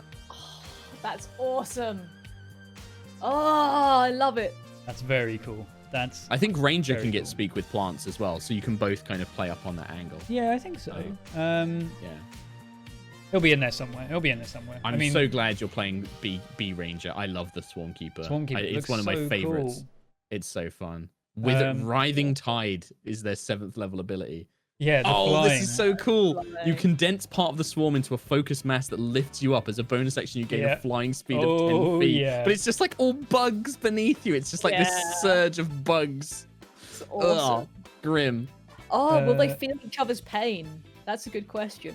I leave that to you guys. Like, I'm not going to make you take extra damage, but like, if you want to, like, you could maybe react to it. So like when one of you gets like really badly hurt, the other one like doubles over or like, you know, screams or something like that when it can sense it's in pain. Yeah, I won't make you take like extra damage. Within the confines of actually playing D&D, we need to remember we're actually playing D&D here and not some weird thing. We are going to have you're still playing your classes and characters. Forever warding bond. I mean, sure, but like we're going to have our separate HPs. No. I'm not going to do anything like classes that. And I'm not going to do anything like that, I don't think. Yeah. Whoever plays the Ranger, because I don't know which way you're splitting this up, but feel free to take the variant options. So in Tasha's, they basically, the way the Ranger works with the variant options is it's like replacements, because the basic Ranger is a bit naff. Oh, replaces Natural Explorer. Okay. Yeah, replaces favored enemy as well, favored foe, which is actually quite good, especially when you combine it with the Swarmkeeper stuff. You get an extra D4 of damage once a turn, the first time you hit an enemy. Cool. And they get a bunch of stuff like fighting style options. So like if you didn't want to be like a Bowie Ranger, you could be, there's one called Druidic Warrior, which lets you learn like Druid spell cantrips, or you could have like thrown weapons or blind fighting. Blind fighting would be pretty cool. It's just like, because you're just loads of bugs, right? Like you don't actually use your human eyes to see. You're like all these bugs looking around in different ways and stuff. That's rad. And also, yeah, seeing invisible creatures, because it's just bugs feeling around the air around you. Exactly. That's really cool. Shit. Yeah, I love it. The optional class stuff. So that's for those. What's the optional class stuff for Druid? I don't think it's massive. I think for Druid, it's mainly like... New spells. Yeah. Wild Companion. It's like Find Familiar, basically. You get like a Find Familiar. Yeah, and that's pretty much it. Cantrip versatility as well, which everyone has pretty much. Yeah. Yeah, okay. Well, it's up to you, Ree. Druid or Ranger? I don't mind. I really don't mind. They both sound really cool. I'm easy. Yeah. Well, okay, if you want like a third-party opinion here, Tom has never played a Ranger, and Ree, you've only played a multi-class Ranger, whereas Tom has played a full-class Ranger. Maybe that's a good way of splitting it. Okay. Yeah, so you would be the Ranger, I'd be the Druid in that case. Unless, like, yeah, you're really keen to play the Druid, Ree, because I know you had like the ideas of like the fungus pawns and stuff, but I mean, I guess you can still have that. You can still have that with the Ranger, so. Sounds good. Let's do all like the dice rolling and actually put these characters together in Yeah, Beyond, I meant that Tom's decide. never played a Druid. Yeah. I said that he's played a Ranger to full, but he's never played a Druid. Yeah. I got you. Awesome. Sounds good. All right, let's make these characters in D&D Beyond, and cool. All right, well, I'll leave you to that. Nice. Thank you very much, Mark. Holy shit. I think that That's rad. That's such a good idea. Well, I think that's that. You just need like the DM to come in and kind of be like, well, this is how you can lock into this, and this is how you can connect to this. Yeah. And then chat came up. I think I can't remember who it was. Like Myra Mend or something like that came up with like the idea. I think when I saw it in chat. What was their name? Midland Damo, I think, came up with the idea. Like when I saw it in chat, like the idea of like a hive mind, and I was like, oh, that's actually dope. Yeah. It could be this. And whoever came up with the Mire as well. Oh yeah, that was really good. It's awesome. The cool. The D&D Beyond extension is going to have some trouble. Like it's going to have two people called the Mire. No, it should be fine. No, I just mean like as long as you have different looking pictures, people will be able to pick them separately. So. Also the overlay is going to be like Amadeus Fink, the Mire. The Mire. Rhiannon J. Gower, the Mire. The Mire. That's cool. That's so cool. Yeah. I love that. That's awesome. Yeah, Oh, nice. All right, I'll leave you guys to have fun. Nice. You guys going to roll stats? Can I be here for roll stats, actually? I want to be here for rolling stats. Oh, sure, we could do that now if you want. Yeah, do that now. How do you want to do this, Reed? Do you want me to do it on D&D Beyond? Or for you to roll physical dice? You should roll the physical dice. Okay, I'll get a dice. Okay, so and I want to do physical dice as well. Sure. Although I can do it on D&D Beyond now. Yeah, you can do it on D&D Beyond now. It's all built in. Yeah, fuck it, I'll do it on D&D Beyond. It's pretty good. I did it for rolling Mara the other day, so. Yeah, I like the 3D dice roller. Very cool. This isn't sponsored by D&D Beyond. Got it. No. So I was thinking, by the way, because we've done like weird stuff with Erois in the past and like rolling character stats and stuff. The kind of preferred method I have going forward is you roll 3 sets of stats and you pick the best one, or you can take the standard array. Like but that's it. Like none of this, like if you get less than this, you roll again. If you get like this, you roll again. You roll 3 sets of stats. If you don't like any of them, you take the standard array. Otherwise, you pick one of the 3. Okay. Yeah, that works. So do you want to do yours first, Ree? Can do. 4d6. So roll 4d6 and Bam, get rid of bam. that. Get rid of the dump. Bam. Bam. Okay. First set going in. Oh, there's a 1, so that's going. 5, 8, 10 for the first one. Cool. Bam, bam, bam, bam. Another 1. Wow. 10, 12 for the second one. Nice. Looking like the standard array so far. Yeah. Basically. That's another nat 1 in there. So that's 6, 10 for the other one. Okay. Get out of here. 8, 9, 10, 11 for the other one. Yep, Reed does own physical dice. I know. I do. Unbelievable. He just chooses to use Roll20. Ooh, got a 15 on that one. Okay. Okie dokie. Last one. This is This slightly set. above the standard now, unless this is an 8. It's technically under 12 Oh, yeah. for that one. 12. Okay, Yeah. that's... because it doesn't have a 14 in there. So All right. right, that's one set. So you roll another 2 sets of 6 and then pick from those. Cool beans. Bam, bam, bam, bam, bam. Ooh, hello. 12, 13, 14, 15, 17 for that one. Oh, hello. That's a good start. That's real good. That's even before class stats as well, and race stats. Yep, before race stats, yeah. Oh, hello. 14 for that one. Oh, here we go. Thing is if you guys do play tieflings, your racial stat bonuses won't actually help you in any of your like the stats you want to have as a druid and a ranger, which I think is kind of good. It means that you can't like power game it.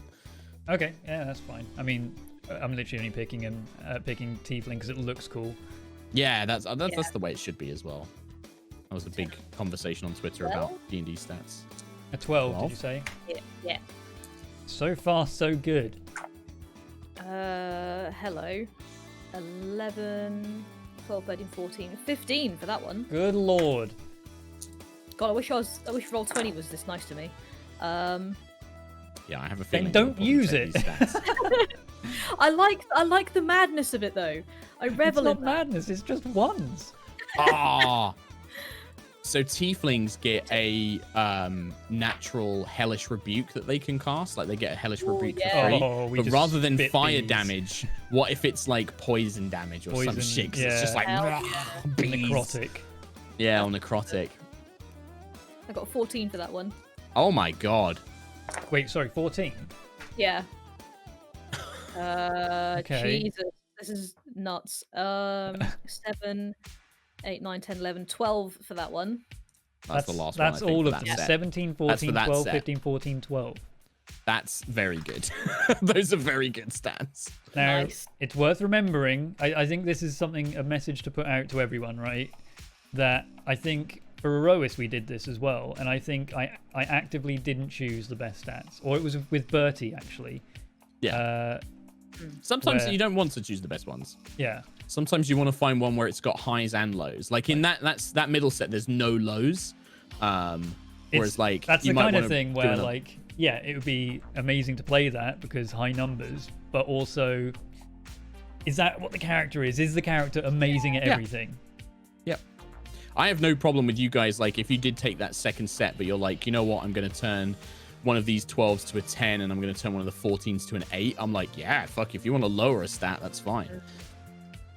Yeah. But I don't know if you want to roll a third set and then you can see what you get. Ooh. Yeah, why not? Let's do more rolling. Let's do a third set. Meow. 7. That's 10 for that one. Okay. Lit 10. You get exactly the same as the first set. 9 for that one. Oh, okay. Here we That's go. our first minus. Yeah. Ooh, 7. 12, 13. Okay. See, what you want is like another like 9 or 8 and then like a big And 17. an 18. Yeah. Yeah. 12 on that one. All right. Okay. Okay, yeah. If we get a big one and then another low one, that'd be really cool. You might get a big one here. This is 11, 12, 13, 14, 15. Pretty 15. good. Yeah. It's pretty good. This is basically standard array, what you've got here. Yeah. 3 and 7 for that one. Oh my god. Okay. 7. So, yeah. I think that one is like. That one's very interesting. It's It's an interesting interesting. It makes an Yeah. interesting character. There you go. So those are your 3. Yeah. And I guess I'll do my. Yeah, have a think, 3. Ree. And like I said, if you want to just like, if you do take that middle set, but you're like, you know what, could I drop like this 13 to a 10? Like, if you want to lower any of them, by all means, but I don't Nice. mind if you keep them all as well. It's up to you. Let me just send that to you in the Discord so you can scan Nice. them. I am kind of leaning towards the third set. Just because it Yeah? looks interesting, yeah. Yeah. So there's your ones. Now I just Why need thank to. you? I just need to jump over to. Da-da-da-da-da. Da-da-da-da-da. I'm gonna write these down. I'm not gonna put them on the Google Doc. Let me just go. Well, if you may my... go into Character Creator, Tom, you can actually roll them in Character Creator now. Oh, can you? Yeah.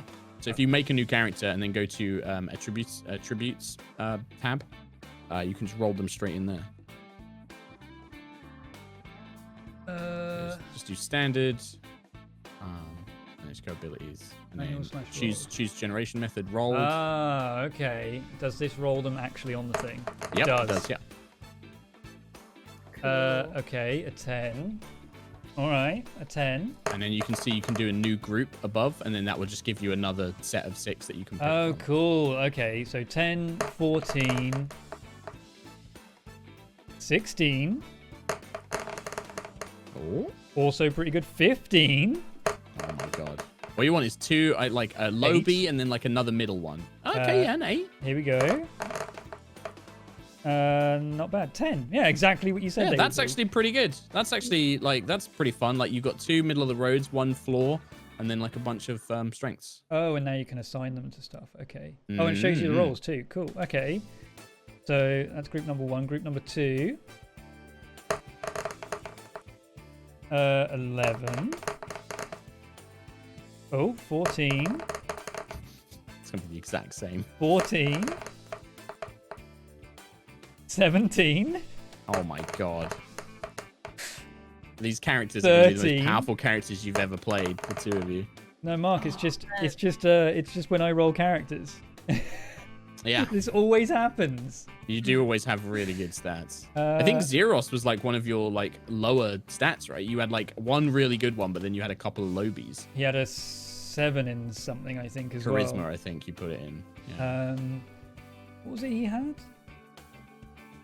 Something garbage. I hope you just. Yeah, 7 in dexterity.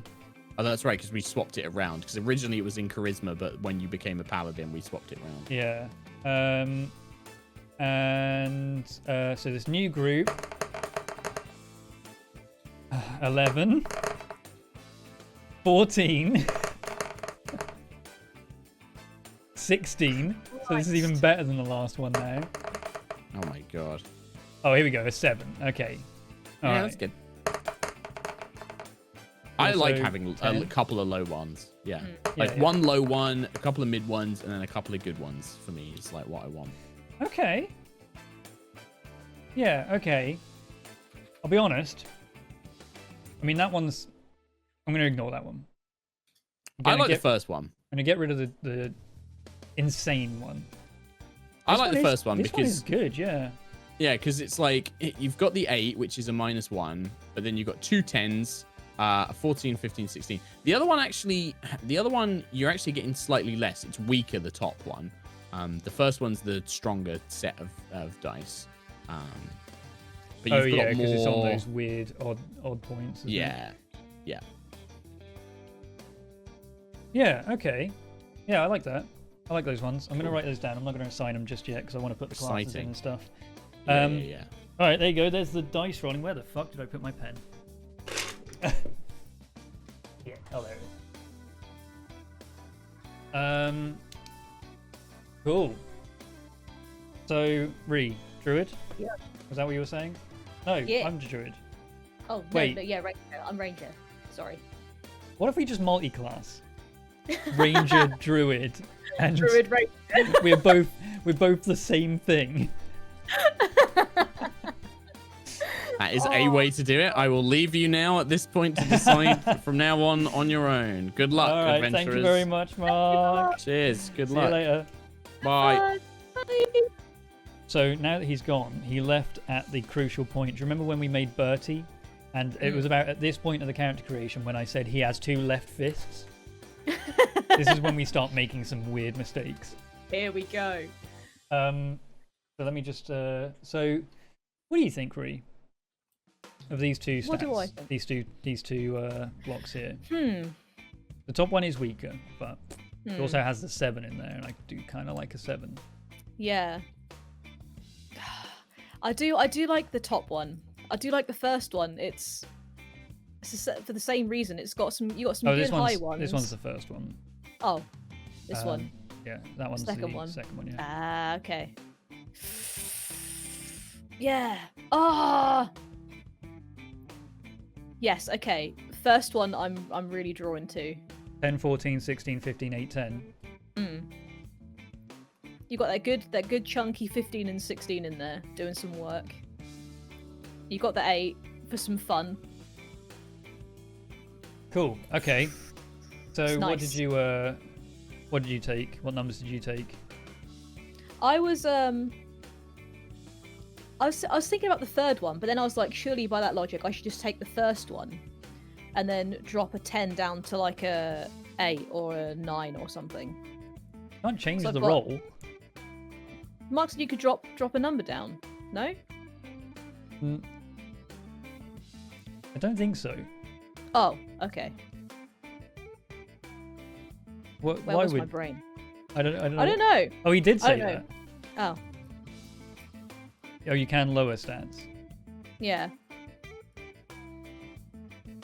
but not increase numbers. Okay. All right. Because in my first one, I got 10, 12, 10, 11, 15, and 12. So I was thinking of dropping a 10 down. We'll get to that. Let's go through step by step the character builder, right? So this is the Mire. The Mire. There's no way they have a picture for this. There is zero chance they have a picture to represent the Mire, at least temporarily. Close enough. Close enough. Oh, I love it. So yeah, we'll do this stuff. I guess we're not doing Magic the Gathering. No. Dice rolling, yep. Optional features, yep, sure. Customize your origin. We'll have a look at it. Why not? Yeah. It's milestone based, yeah. Mhm. Cast STRAHD, is that fixed HP? I want to say yes. I want to say I think it is. I think it is fixed HP. I can't remember. Actually, I could just look at Xeros, can't I? So Aw. Xeros. Yeah, it's fixed. Nice. Feats, multi-class requirements. Yeah. Don't use encumbrance. Or ignore coin weight. Whatever. Modifiers on top character pose public. So now, how dead set are we on Tiefling? Because we could just go through this list. We could, but I like Tiefling. I'm happy to go Tiefling if you want to go Tiefling. Well, they've got as custom well. lineage already in here. Oh, hello. Oh, rad. That's awesome.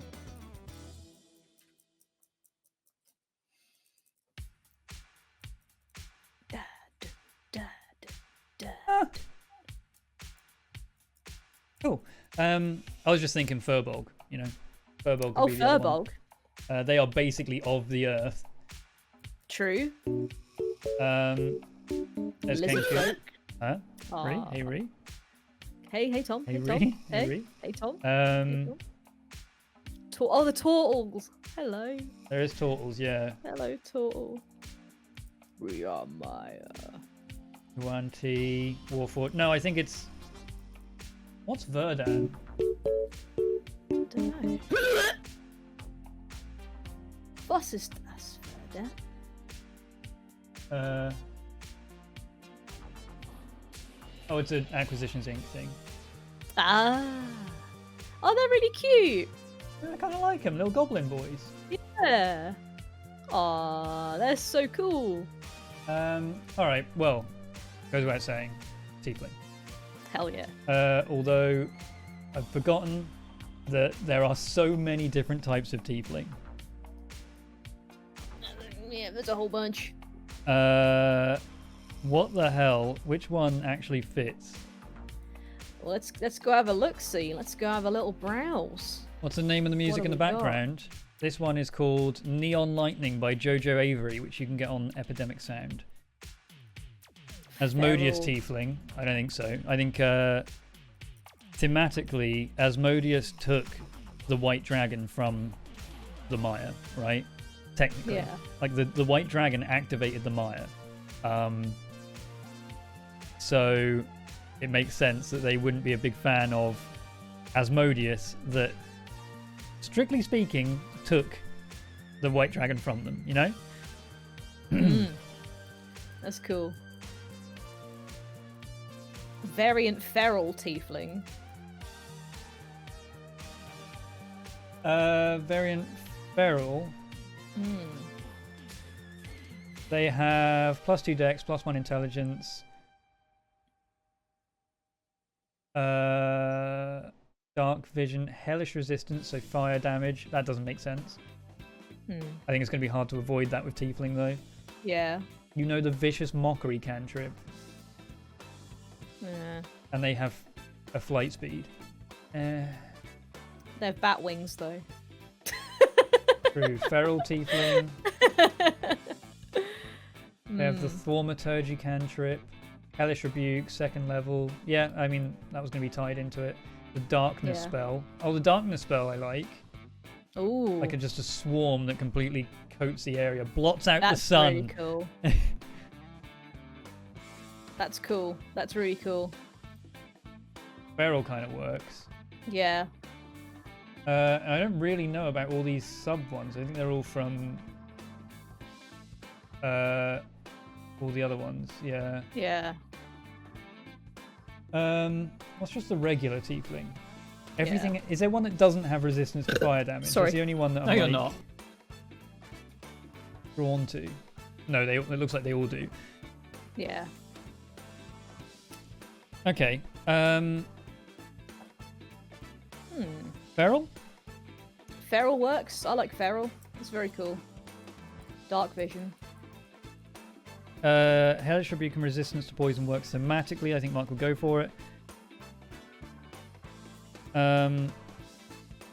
Check out Water Ganassi.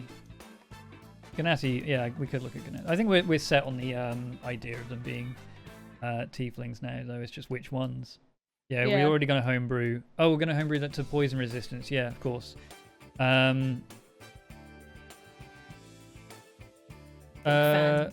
Yeah, custom lineage lets you be a tiefling, but with different stats. That's true. That's true. But also, like again, Mark's going to be flavoring it differently. So poison or necrotic. Yeah. All right, let's just pick feral. Yeah. Why do we have to be the same race? Someone asked. True. Yeah, I guess we don't really. Don't have to be. No.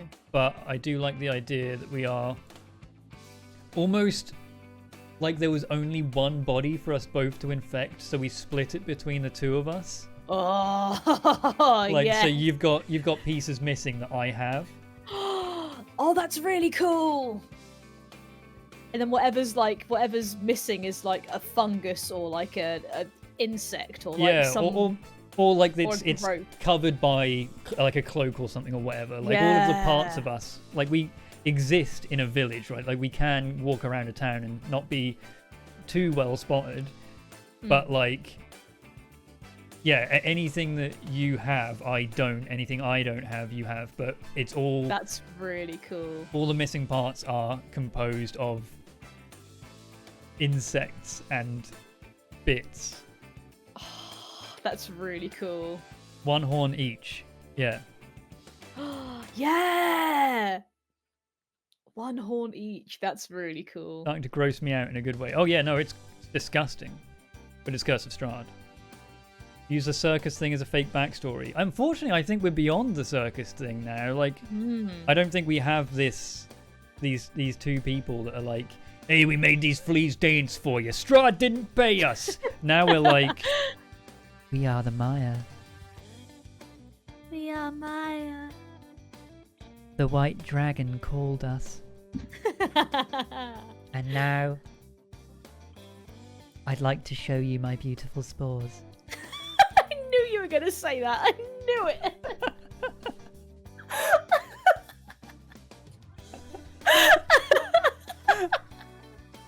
You're gonna make Trot so uncomfortable. No, we're not gonna do that. We're not gonna do that in the actual thing. I'm gonna make myself uncomfortable because I have to put this together as a podcast. Like, I'm not gonna listen back through it. We are Will wrong. Oh, you have to say that though at some point. I'd like to show you my beautiful spores. Rusty spoons. Oh yeah. It is kind of like salad fingers, yeah. Yeah. When you kill things, you can pop the eye into your socket. Oh man. Like, we're constantly just our eyes Picking up bits. like, eyes are the only thing that we haven't quite been able to properly replicate. So we're just, that's the thing we're stealing from corpses and stuff. Oh yeah. So like every Just time anyone harvesting. sees us, we have different eyes. That's really cool. Like, not the rest of our body. Like, we can't just stick an arm on us and call that a day, because then we'd be a Yeah. Frankenstein creature. Like, I like the idea that we are essentially a tiefling, but it's the eyes is like the window to the soul, and we can't quite do that properly. So we just are trying to find the perfect eyes. Oh, it's so cool. Jeepers, Yes. creepers.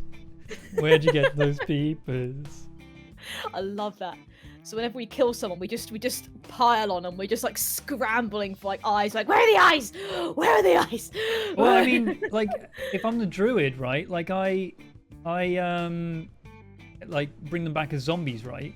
Maybe when someone kills someone near me, I bring them back as a zombie, and their sole purpose, kind of like the robot in Rick and Morty, what is my purpose? And all they do is rip out their eyes and give them to me. That's badass. I love that. Yes. Give me your eyes. I take what is required. Yes. And then your hands go up, and then mine go up because yours are going up to no one. God. Oh, this is so gross. Oh, I love it so much. Oh, this is amazing. Give what is mine. You are the Mire now. You are the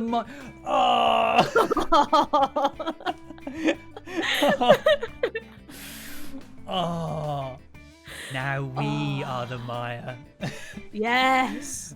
Oh We are man! Maya All we're doing is making people's new Jeremys.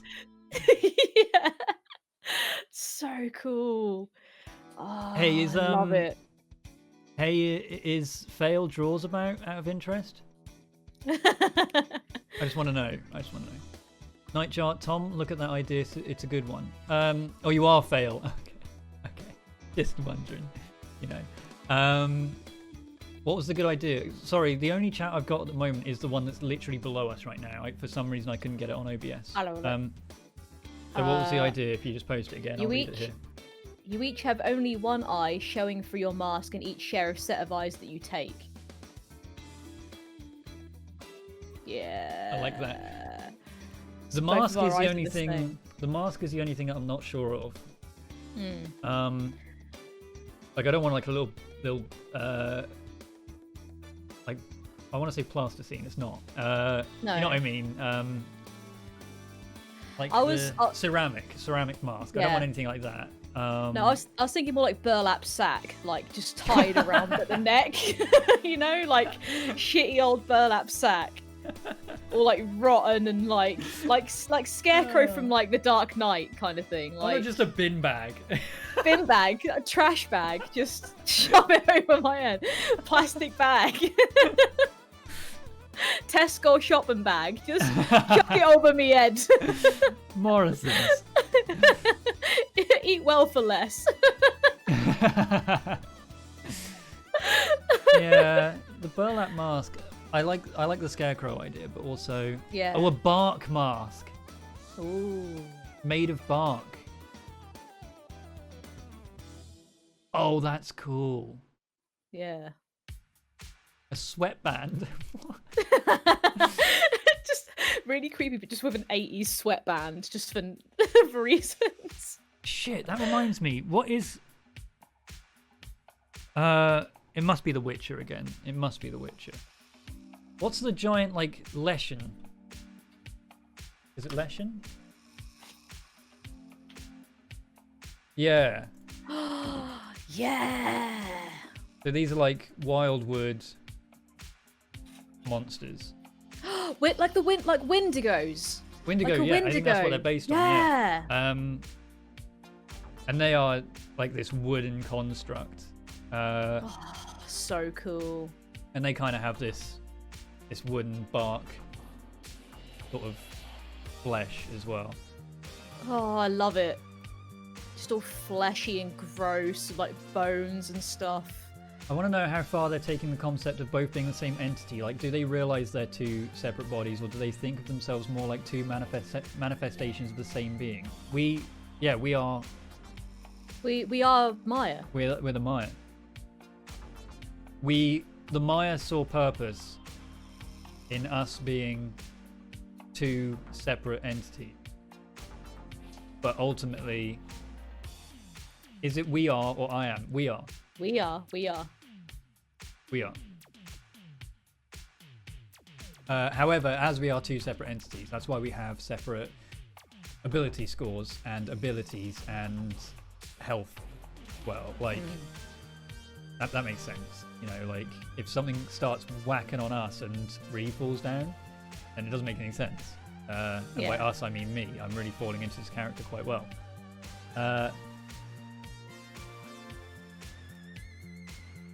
We are two arms of the same creatures. We are the Maya. The Maya. The Maya. We are the Maya.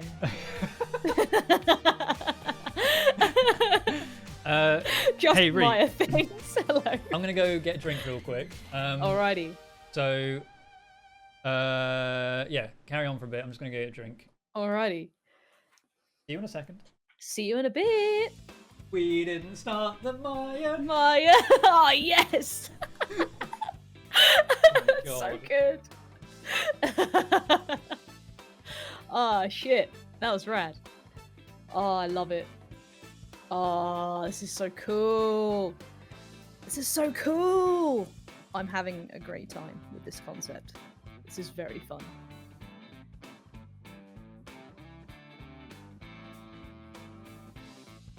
Oh yeah, exactly.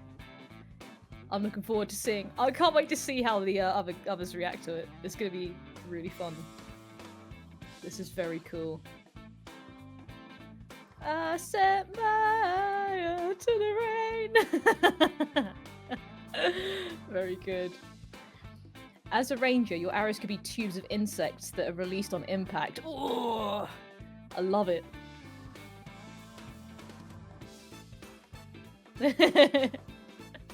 So good. So what do you call each other? We're Maya. That's it. We go by one name. We are one entity. Essentially. Inhabiting two bodies. We are Maya. Your masks could be rotten bark. How's it going? It's very cool. I'm just reading chat, just hanging out. Okay, could we get a summary of the character? Absolutely. So, we are now tieflings, both tieflings. One of us is the Circle of Spores Druid, which is Ree. We believe. I don't think we're still locked on that just yet. And the other is a Swarmkeeper Ranger, so both very attuned with the earth and the mud and the insects and the goo and the viscera of a destroyed village in the middle of Barovia. Yeah. However, we are part of the same corpse. Two different manifestations of the same thing, the Maya. Yeah. And we are a hive mind that gives us some abilities like telepathy and things like that, that want to destroy STRAHD to stop him from taking more of Barovia from them, reclaiming the land of Barovia back from STRAHD before he destroys it too far. Because ultimately, Barovia needs souls, and STRAHD intends to take souls. Yeah. Also, vampires Earth doesn't consume vampires when they die. No. It does, however, consume humans. So if everything is a vampire, the Earths don't get fed. We are the mire. Yeah, we are the mire. And that's basically it. So far in terms of the actual character creation, we've gotten not very far. We're a feral tiefling. Hellish Resistance and Infernal Legacy are going to be reflavored as necromantic or poison, one of the two. Yeah. So that's pretty cool. That works. It's really cool. Class-wise, so you're the druid. you set on that? You definitely want to be the ranger? Yes. I'll be the ranger. You be druid. Okay. So druid, playing the we're level 7, so we'll go hard. Yeah. We'll go hard on level 7. In which case, the druid circle is the circle of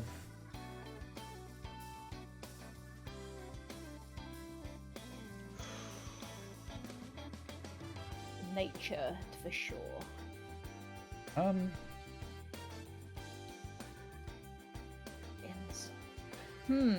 Would the Maya be good at reading people?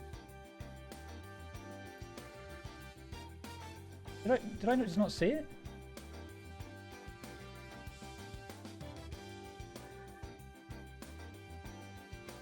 Sorry, I've just realised you can't see this drop-down menu. Enable content. Click the box. Sorry, I have clicked the box. It's just not showing up in the thing. In OBS.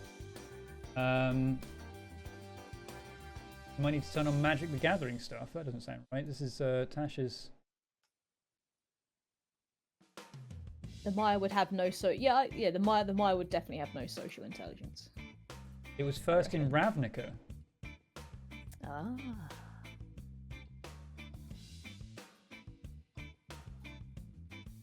There it is.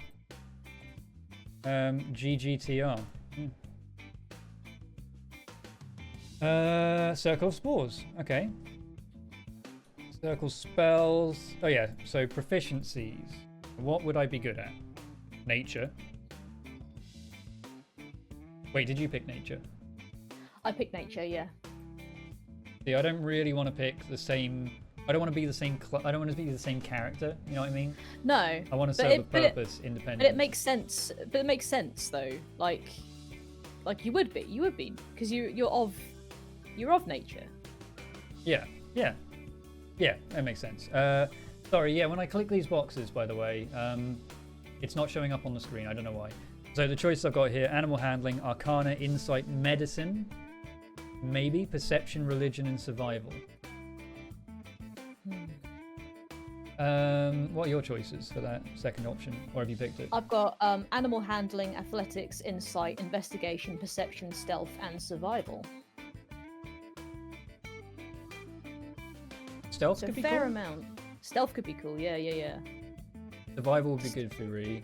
Living off the land. True. Maybe I'll go medicine. Like, it's less. I mean, I'm a spore druid, right? Like, I'll know, you know, what concoctions. Yeah, natural medicine. Yeah. Oh no. I'm a natural healing. I'm thinking of taking perception as well as my third option. Oh, you got a third option. Yeah, I Yeah, guess because okay. through the, I'd sense through the land more than like, you know, Yeah, well, I'll be perceptive. you've also got the bugs, right? Like, Yeah. later on, there's an idea that you use Arcane Eye is a spell that you'll be able to cast later on, which is basically Echo. So I guess higher perception is an extension of your senses. That's cool. Yeah. Yeah, that makes Ooh. sense. So I know Druidic, the secret language of the Druids. I didn't know Hell that was a yeah. thing. Spell casting, yeah. Oh, I need to see. I don't actually know. Oh, you can change your prepared spells, so they work like the cleric.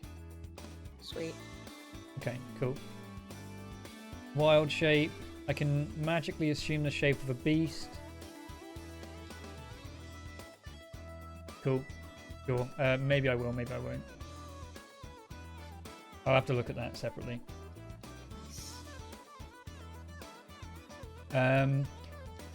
Circle spells. Your symbiotic link to fungi and your ability to tap into the cycle of life and death grants you access to certain spells. So I get Chilled Touch, Blindness, Deafness, Gentle Repose, Animate Dead, Gaseous Form, Blight, and Confusion.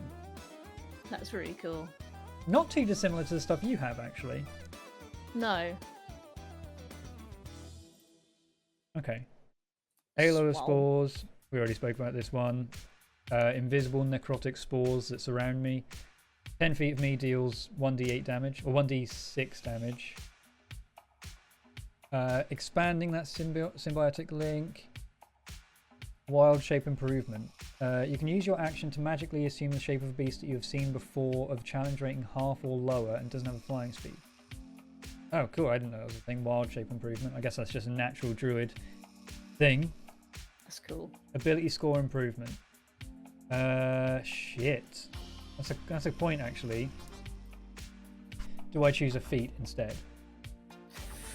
Ooh. I guess have a look at what you get. Like, see what you... Yeah, I think I'm gonna I'm gonna go to the next page anyway and put the abilities in. Nice. Oh, cool! It kept them. So, what is the druid's spellcasting? It is spellcasting ability, wisdom. So I guess I want pretty high wisdom.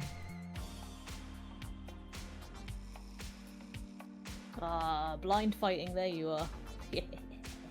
Is this Chaos Twins rebooted with Mark? Mark has left. Well, jumping into the chat anyway, but high whiz, high con. Yeah, that makes sense. So I guess like the 16 and the 15 maybe? So, sorry. That? 8. What could be his dump there you stat? are. Dexterity. I kind of like the dexterity being just a... Or charisma. Yeah. No, good point. Charisma. Hmm. In that case, one of the 10s can be dex. Maybe the 14 strength and 10 intelligence. Like, it's a bit weird high strength, but I'm into it. You need +2 dex for med arm. Med arm?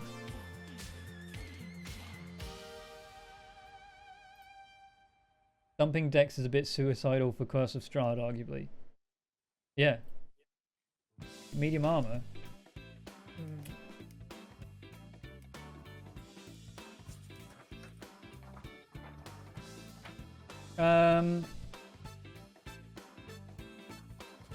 I agree, but also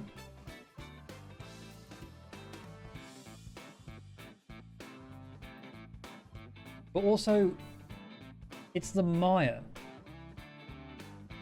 Like, how dexterous is the mire? Yeah. High dex, the bugs move to avoid hits. Okay. Okay, you convinced me. Daddy likes. Daddy likes. You're right, that's good. Shit, you know what? Fuck. We haven't read any donations.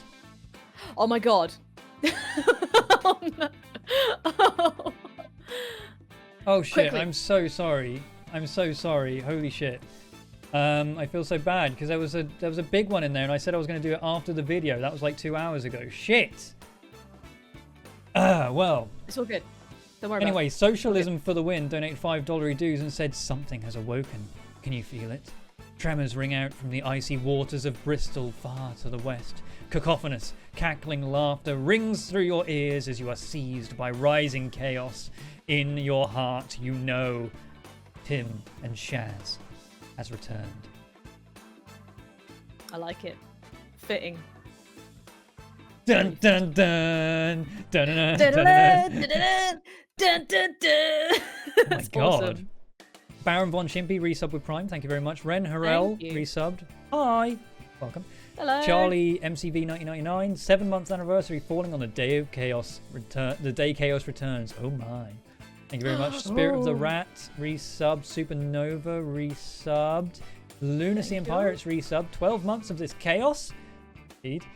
Delindan resubbed. Han 210 Lou 98 resubbed. Andrew McDonald resubbed. Thank you. Andrew McDonald. That's not the person who did the video, is it? I feel bad that I've forgotten the name. No, it was Drew. That's the one. Drew. Oh wait, no, Andrew is. It could be because Drew is short for Andrew. If it is, if that is you, thank you for the video and thank you for the very kind resub. Thank you very much. Fuck, I feel so dumb right now. It was Dylan. Oh, it was Dylan. then also thank you. Kieran 1026, thank you very much. 13 months. How time flies when it has no meaning and the world is on fire. Yeah, you're welcome.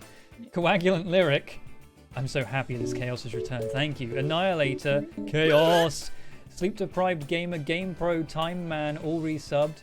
Coagulant Lyric gifted a sub. Larry Light subbed for the first time. Nice Art subbed for the very first time. Welcome to you both. Jolar resubbed. D. Nicole, chaos resubbed. Welcome back. Drizzy 29 resubbed. Yay, 7 months old. Dana the Daisy resubbed. Jawadi resubbed as well. Samwise 2450. We know who you are now, Samwise. We know. We know who you are. Is this what I think it is? I think it is what I think it is. Sorry. Tim and Shannon, Chaos Twins. I've been trying to work out how old Supple Mudkip is. How many months? I have no idea. It had become part of my identity. Thanks for the year. Samwise. Was that a Mudkip donation that you mixed up with a Samwise again? Uh-oh, we know your secrets. We know your secrets. Samwise, we know you. We know you. We know you. Shannon Good has resubbed for 32 months in a row. Shannon herself has just resubbed. Thank you, Shannon's Shannon. resubbed, thank you. Moltenus resubbed. Idoniken, 32 months as well. Chaos reigns yet again. Yes, it does. D. Nicole gifted 5 subs. Thank you. Gutsy Text resub. Pondering Drifter resub. Okay, here we go. Delinadan donated a whole ass hundo. 100 ding dang dollary doos. Thank you very much. Big dang ding dong diddly do 100 diddly doddlers. Have you ever seen anything like it? Never seen it in my life. Never seen it in my goddamn life. I'm not a psycho. You're a psycho. Hi guys, I've missed you both. I hope you're well. We need some good chaos and belly-shaking laughs for this new year. Can't wait to hear your laughter and banter again. So much love to you both. P.S. Samuels is an AI. No, he's not. Is he? He's not. It's just a dang lie. Thank you so much, Dan, and thank you for your continued support of Chaos Twins. You're the best. Groundmaster DJ resubbed. Pondering Drifter gifted 5 subs. Warmaster resubbed. Ravager 4. Chaos Twins is back. Yeah, baby. Ree and Tom, you both are beautiful gems, and I love watching your bullshit. Amazing. Thank you for all that you do. Yeah, I mean, that's a pretty good word to describe what this is. It's all bullshit. It's all bullshit. The game's made up and the points don't matter. Points. No. Fail Draws, the lovely Fail Draws has just resubbed. Devil's Shadow, Hyperactive Vermin, all resubbed. Pen Wraith subbed for the first time. Welcome. Das Dank. We all know you're going to roll a Sorlock anyway, Tom. Dead wrong, sir. Dead wrong. A new emote has appeared in chat. Oh, you found it? It's there. I did that like 4 hours ago, you guys.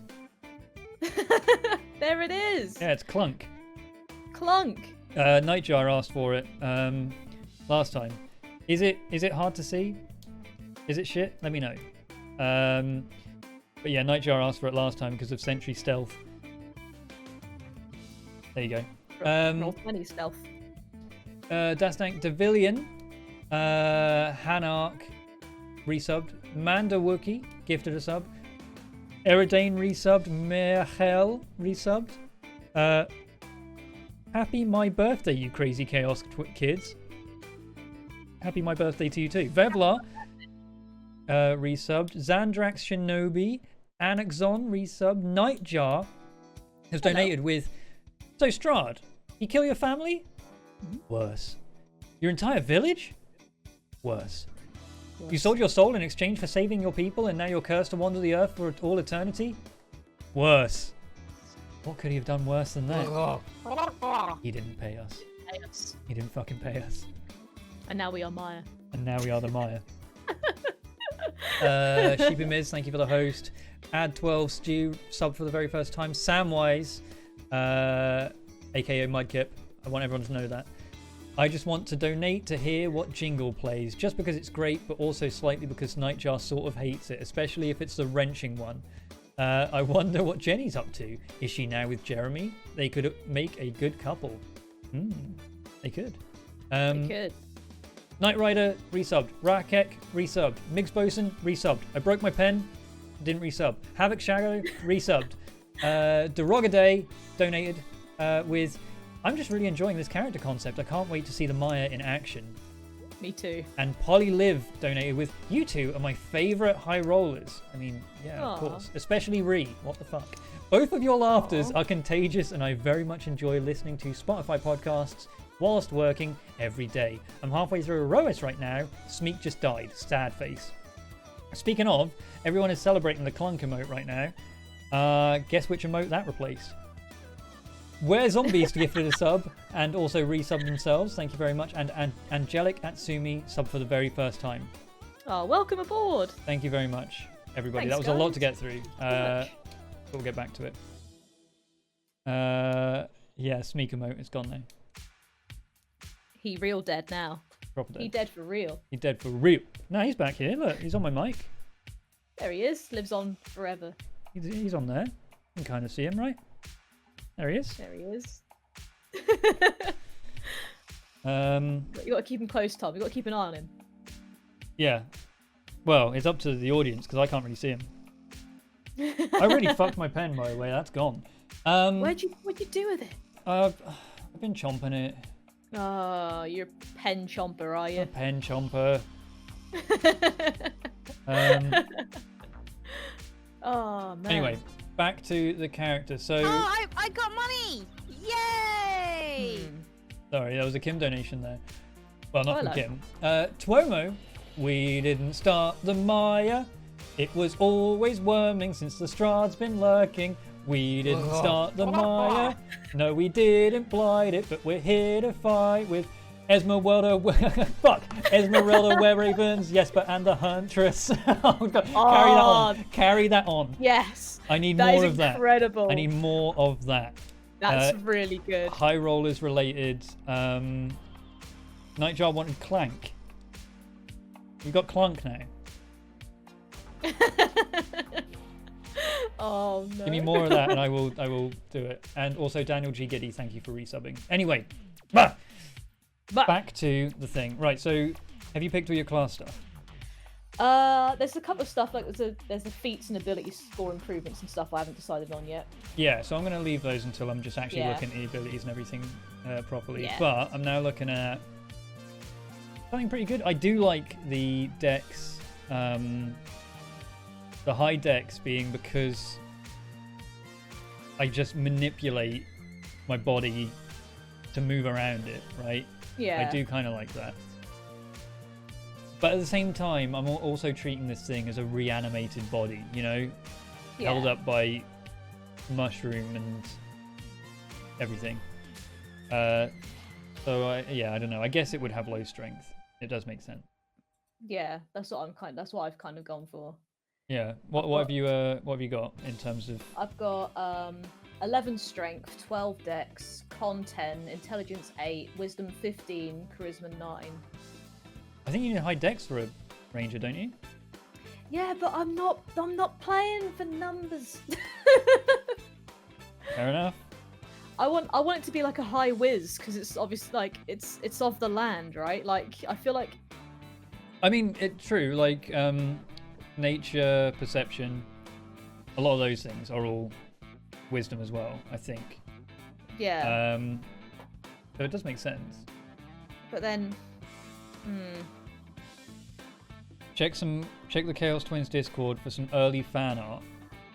Maybe I'll swap it round. Maybe I'll do Wisdom 12, Dex 15 instead. Give it that bug skill. Oh. Oh, hell yeah! Look at that! Oh, Tom.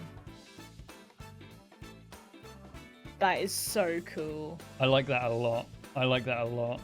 That's rad. Oh, I That is love so it. cool. Who did that? Wolfie. Wolfie, well done. Jesus. That was spectacular. That's really good. Holy shit. That's awesome. I like that a lot. I like that a lot. I'm gonna send that to Nina. 1 horn each, yeah. That works. That works. No. Why is everyone saying no? What? No God. What?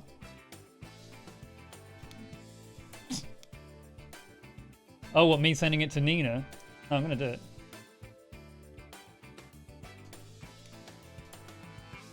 As inspiration, like I said when we were redoing the Erois art, like we always give fan art to Nina because they tend to shape a lot of the ideas. Also, they probably have a better idea of what it looks like because they were listening. Yeah. Yeah, that was really cool. Well done. Very impressed. Yeah,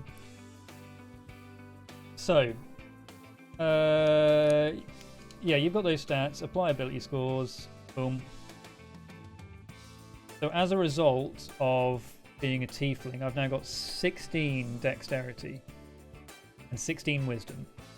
Holy moly. I can't decide if I want to do 15 dex or 15 whiz. If you want to do like living off the land, like that is a big part of being a ranger as well. Like 15 dex, yeah, that's the number, right? That's the stat to put things into. If anything, put your second highest into dex. Yeah. You are going to get a +2 dex from being a tiefling. True. As well, so you got that bonus. Alright. Okay, so I got... Dex is ranger main, Wiz is secondary. Yeah, I mean, Wizard... Yeah. Wisdom does work. Do what feels Maya. Yeah. That's a good suggestion. Do what feels Maya. That feels pretty Maya to me. What was it? The high whiz. Nice. I like it. Also, Let's see how this looks. also we've got ability score improvements as well. So if we did want to improve it in any way, we could do, or we could take a feat. Either or. Reishi, thank you for the 4 bits. Should probably increase the number. But thank you very much. I've got weapons and stuff too. Got to go through all that as well. Oh yeah. Okay. So background. How's this gonna work? Oh yeah. Urchin. I guess would we go by what our tiefling, technically our hosts' backgrounds are? No. Or would it be? No. Because we're not inheriting, like. True. We're not inheriting the mind of this tiefling. Yeah. Like the tiefling becomes the Maya, and everything the Maya becomes, like the background should just be the Maya. I'm thinking haunted one. Like, what does it actually give? It doesn't have to be. Like, we could take Arcana, Investigation, Religion, or Survival, and languages. You're haunted by something so terrible that you dare not speak it. It works. Also, like with backgrounds, we could literally just pick one that works for the stats we're looking for, right? Yeah. Haunted one is great. Yeah, don't cut yourself on that edge. But I mean, we could literally pick like athlete if it gives us the right stats. Like background doesn't matter. It's not about what the game tells us we are. No. What does acolyte give? Languages and shelter of the faithful. So no. About hermit. Oh, languages. That's it. But it gives you medicine, religion, proficiency, and tool proficiencies in herbalism and kit. This works. Like this just basically gives you everything, and says Yeah. pick one of that. Your quiet seclusion of your extended hermitage gives you access to unique and wonderful discovery. The exact nature of this revelation depends on the nature of your seclusion. It might be a great truth about the cosmos, the deities, the powerful beings of the outer planes. I think our discovery is the true nature of the spirits of Barovia. Like, Yeah. whatever. We don't even need to adhere to that feature. But, all right, languages. Deep speech? Deep speech. I just clicked on it. I was like, deep speech? Yep. Also, oh, fucking whatever. I guess disguise That's kit. pretty cool. Disguise kit makes sense. Yeah. And I'll take... I'll nab... I don't know. Animal handling, I suppose, kind of works. Oh no, wait, that's one you picked, isn't it? I'll just do... it just gives me medicine, religion, and then herbalism kit. As is. Like, I don't pick mine. Do you not? With Hermit? No.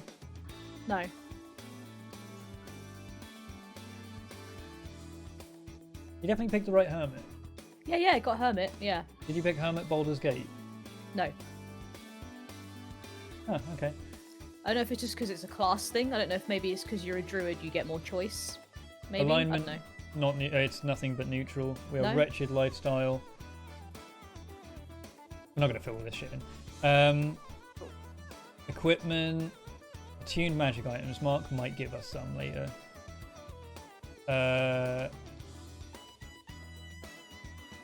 Oh, this is all like level 1 stuff. We're level 7 now. I think Mark's going to probably give us a load of stuff. Because you have proficiencies from other places. Oh no, Hermit was giving me an option of everything though, which is weird. Yeah. Any simple weapon, club. Any simple weapon, a sickle. A sickle works. Yeah, sickle's very cool. Yeah, we'll just do default inventory because that will probably change. Okay, so the Mire. Oh, and the last thing we need to do, ability score improvement. So, you want to go through the feats? Yeah. How do I just find feats? Every feat. Every feat. Ranger. Oh, we can get telepathic as a feat. Oh, that's a good idea. All right, but while Mark's not around, I'm kind of getting that for free.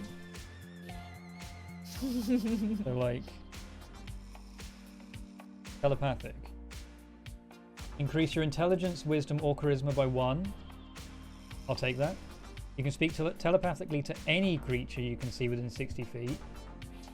And you can cast a detect thoughts spell. Cool.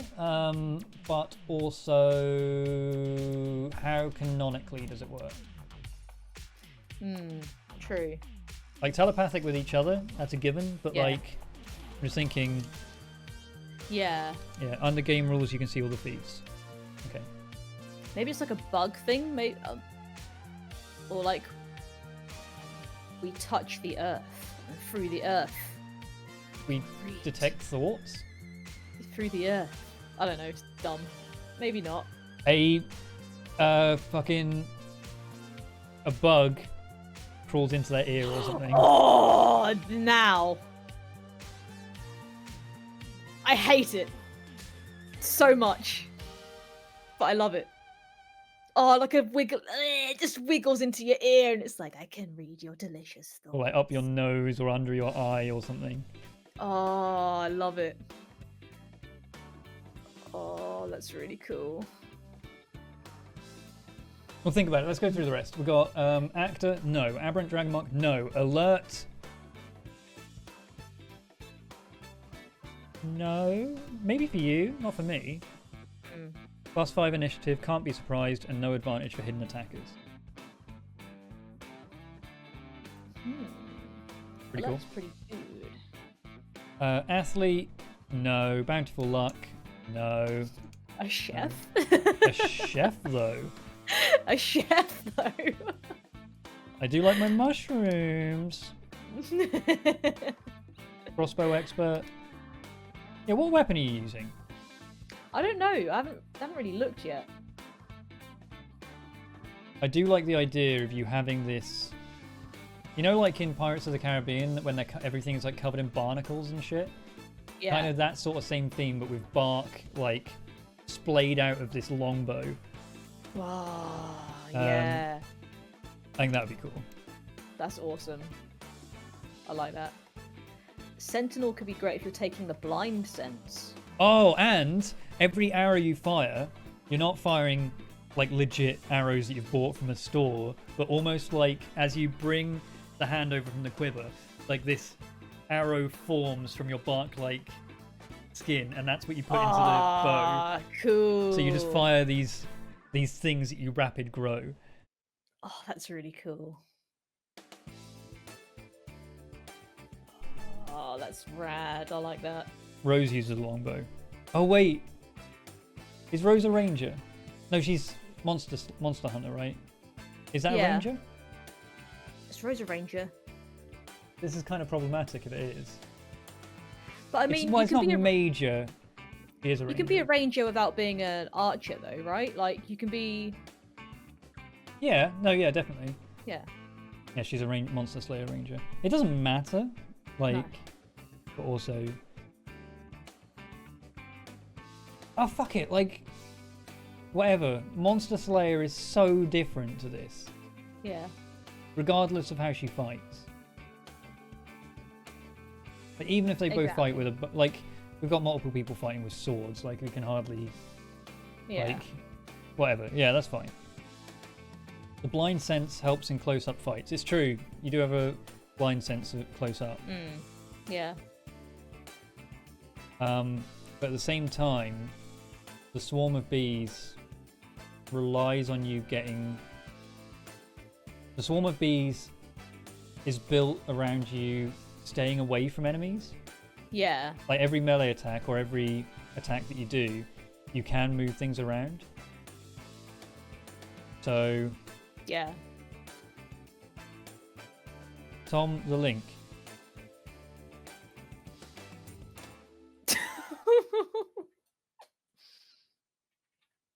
It's fine. It's fine. No one enjoying that. Yeah.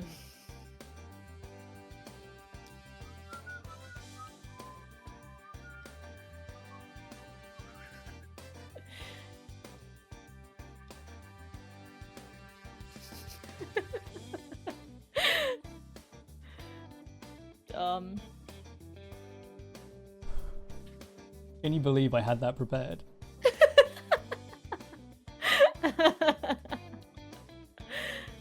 Nothing happened. Yes, agree. Everybody can agree. Yes, cool.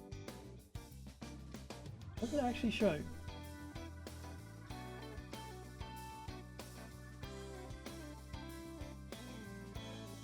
All right. All right. Ooh, All right. Someone suggested dual wielding. Dual wielding is fun.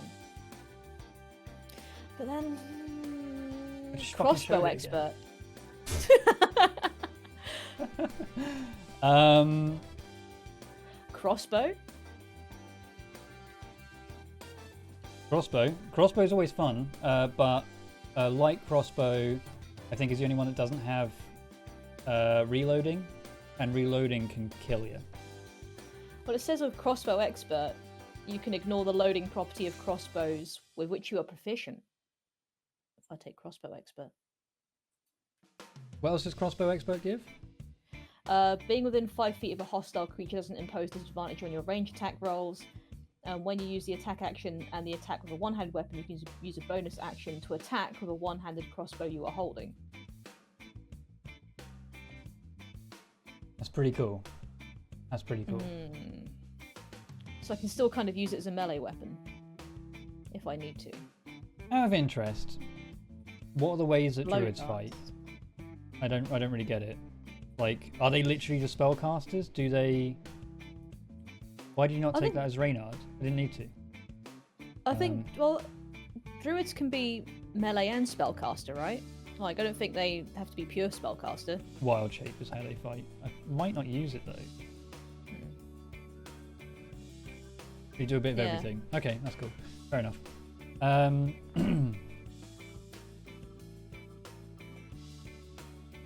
Yeah, dual wielder. You get +1 AC with dual wielding. That's really cool.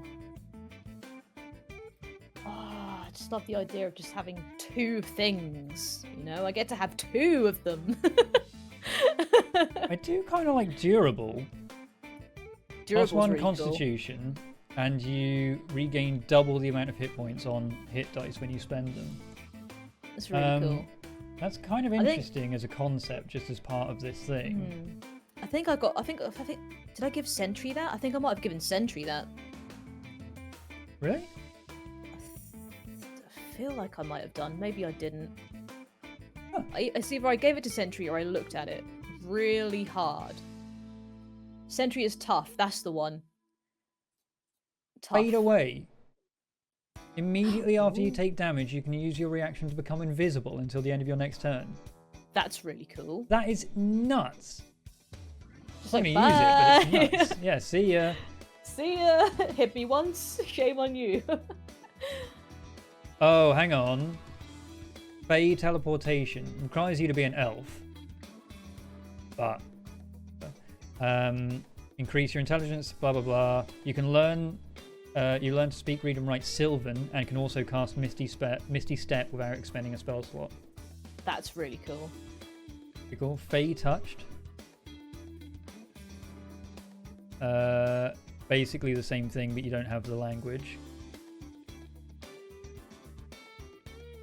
Ooh. Let's see. What else? Piercer. Piercer. Increase your strength or dex by 1 to a max of 20. Once per turn, when you hit a creature with an attack that deals piercing damage, you can re-roll one of the attack's damage dice, and you must use a new roll. When you score a crit that deals piercing damage to a creature, you can roll 1 additional damage die when determining the extra piercing damage the target takes. Your bugs, they deal piercing damage. That's pretty good. Oh, Keen Mind. Increases intelligence. You always know which way is north. You always know the number of hours left before the next sunrise or sunset, and you can accurately recall anything you've seen or heard in the past month. That's really cool. Pretty good. That was loud. That was loud. It was a donation from Negligent Money. Very fitting. Let the chaos flow from this putrid swamp. Love the new character ideas, you two. Good luck. Thank you very much. Thank you. Thank you very much. It's more quill. I like it. I like it as a concept as a plant, right? Like a plant will know when the sun is coming up and down. Always know north and all of that stuff. I like that. Bugs tell you. I like that. It's very cool. No, you're bugs. I'm plants. Yeah. You feast on me. Shadow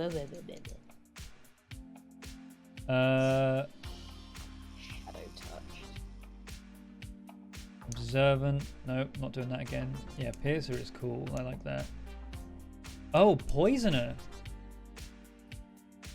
Ooh.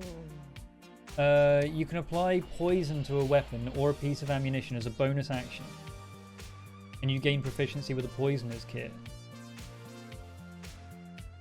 That's pretty cool. When a creature takes damage from coated weapons of poison, they take 2d8 poison damage and become poisoned.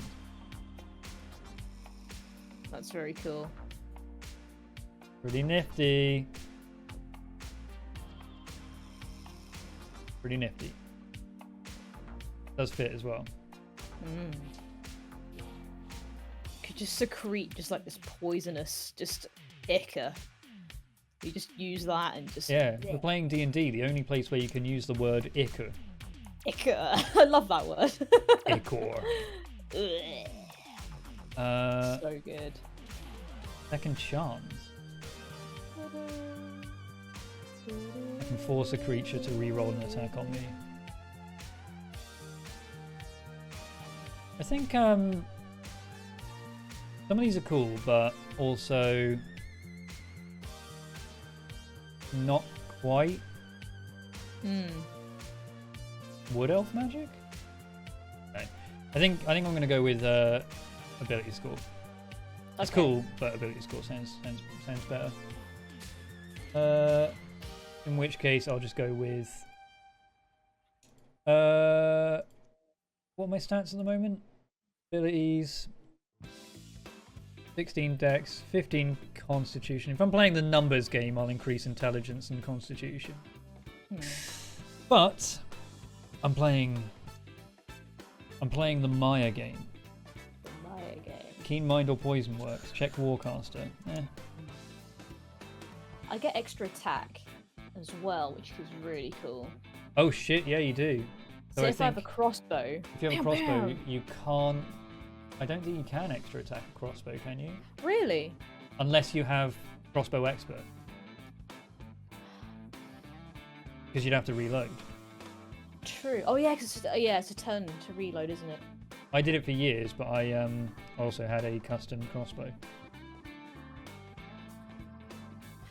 Ooh. Or dual hand crossbows, yeah.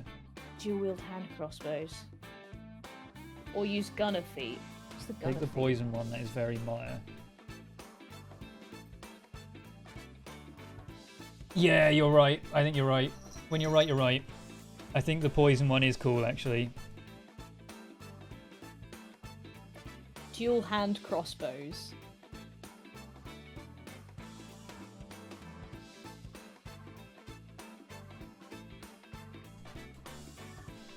$52 HP, is that it? Yeah.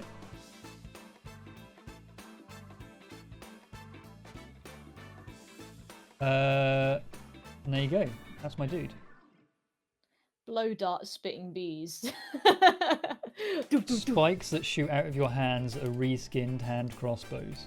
Oh, like fawns, like these horrible, just like horrible fawns. Yeah, I love the idea of the way I poison stuff is by literally like dragging it across like the inside of my elbow, like you would to clean a sword, but instead you're just coating it in poison. Oh, that's really cool. Oh, that's rad. You can apply poison to allies' weapons. Yeah, I think allies' weapons as well. I believe so. So with Gunner, you can increase your dex score by 1, gain proficiency with firearms, ignore the loading property of firearms, and being within 5 feet of a hostile creature doesn't impose disadvantage on your range attack rolls. It says apply poison is a bonus action. Doesn't actually say. Why would you need 2 hand crossbows? With 1 crossbow, you can make 3 attacks, extra attack, and bonus action. The extra attack was only with a hand crossbow. From Crossbow Expert. Yeah. You could even sell the poison you made if you like. And that's what happened. I sold my poison to STRAHD and he didn't pay. He owes me money. For my He owes poison. me money. STRAHD owes me money.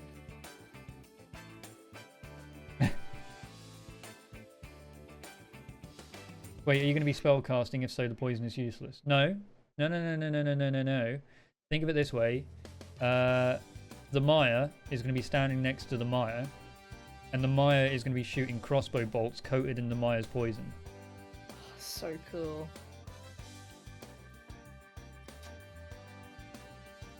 And also, Rose is going to be standing next to both the Mire and the Mire. And we'll be able to poison her arrows on the Mire, while the Mire Really cool. shoots their crossbow next to the Mire, using the Mire's poison on the Mire's crossbow. Aren't vamps immune to poison? Maybe. Maybe they are. It's not always vampires. Look, I wasn't raised to play Curse of Strahd. I'm just the Mire. We are just the Mire. Like, we are. I don't want to build a character and say like, it's Curse of Strahd. I don't want to pick poison because Strahd is immune to poison. Like, I don't know that. Or the Mire, he might be an unlikely hero, but you know, he said it was a special poison too. He did. So I'm capitalizing. Oh, she could dunk the arrow tip into your eye socket. What? Before firing. No, it's Oh! up the butthole. Oh. Ooh. And also, there's no Crikey. eye socket. It's like a bowl of cauliflower cheese, but in my eye. Oh, I had cauliflower for dinner. Oh. It's this thick, viscous poison. It's not like dripping poison, like the classical idea of this green potion bottle filled with poison.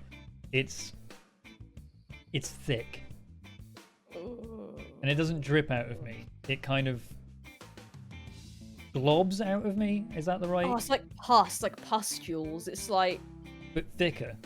yeah. Like blood is thicker than water. This poison is thicker than. Sorry. No, you're Than not. everything. Than everything. Concrete. It's thicker than concrete. And if you leave it too long, it also forms concrete. And you can build like Oh, like buildings out of my bricky poison. your eye socket that's empty it's not white because there's no because you're blind in that eye or something. It's white because it's just full of. It's formed. It's Like formed. it's the hardened. crust. But it's also hollow. So if you it's like I hate this so much. It's like if you were to touch it, it would kind of fall away into dust.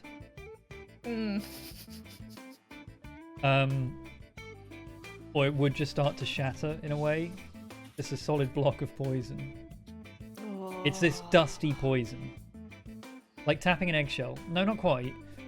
It's like tapping the ash on the end of a cigarette. Yeah. But thicker. It looks solid, but it actually just has no structural integrity to it at all. Yeah, Just- like when you touch like a mushroom and the powder sort of falls off of it. Kind of like Yeah. that. Somebody stop them. Like when sugar hardens but crumbles when you touch it. Exactly. Yeah. Exactly like that. Like firewood ash. Yes. But it's in my eye. I hate that it's in my. No, it doesn't make any sense because one eye is covered, the other eye is what we're constantly replacing. Yeah. Oh, that made me. My eye hurts now. Chipper J just resubbed, just subbed for the very first time. Welcome, and Mountain Pixie Welcome. resubbed as well. Oh, this chaos. Love it. Thank you very much. Yeah. Thank you very much, Steve. All right, spells. So we have Chill Touch by default, in which I cast a chill hand on some dude nearby. Within 120 feet? Really? I didn't realize I had that range. That's nuts. That's pretty dang good. It's 2d8 damage as well. Wild. And Thaumaturgy, which is Thaumaturgy. Blindness, Deafness, Darkness, Gentle Repose, Hellish Rebuke, Reflavor to Poison. Customize that real quick. Poison. Damage. Animate Dead, gaseous form, blight, and confusion. And then we can also add like some more, like thorn whip. Chill touch. It's neither chill nor touch. True. No. Get shillelagh.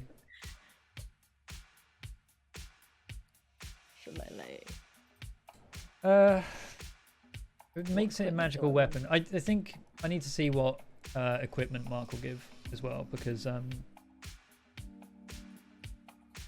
if I get a magic weapon, it's kind of pointless, frankly. Oh, I know it increases the damage as well, but whatever. Poison spray.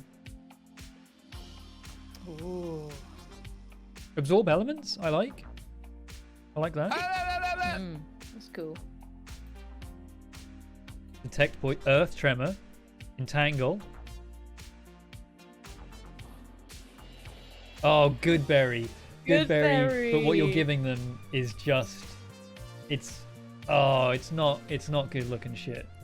Mushrooms. It's just spores and yeah. I like entangle. I like earth tremor. Yeah. Snare kind of works. Yeah. Bark skin, perfect. Yeah, bark skin's good. Bark skin. I'm gonna guarantee bark skin. How many can I pick here? 10. Okay. Bark skin's in. Dust devil. Earthbind. Good centipede.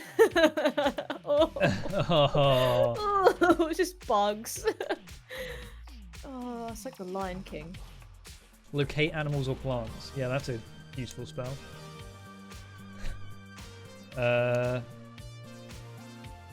Spike growth. Shit, there are some really cool things here. Erupting earth? Oh my god. Summon Fae. Conjure woodland beings. Ooh. Giant insect. Oh, You there transform up to 10 centipedes, 3 spiders, 5 wasps, or 1 scorpion within range into giant versions of their natural forms. That's awesome.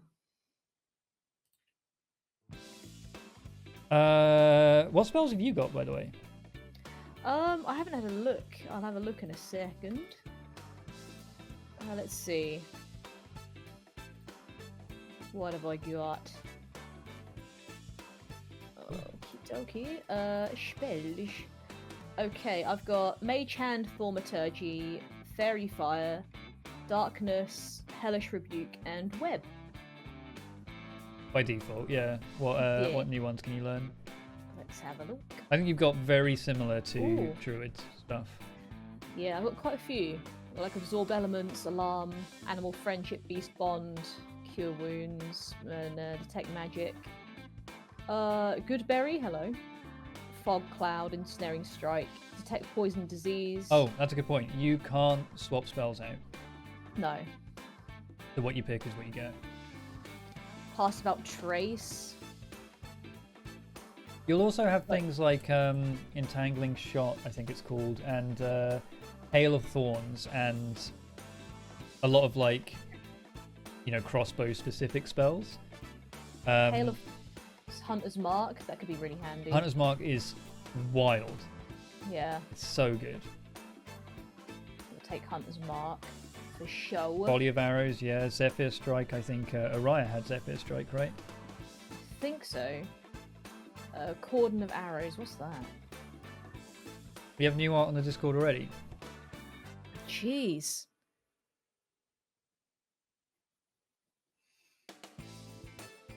Oh my god, we do. Was ist das? This is Fail. Fail's done one. That's so cool! Oh my god. Oh, look how creepy we look. That's awesome. I like these. I don't know if these are like cuts or like wounds in the skin or anything, but I like those where it's kind of torn flesh almost. Yeah. Oh, that's Yeah, so creepy. I think the mask should be just this bark-like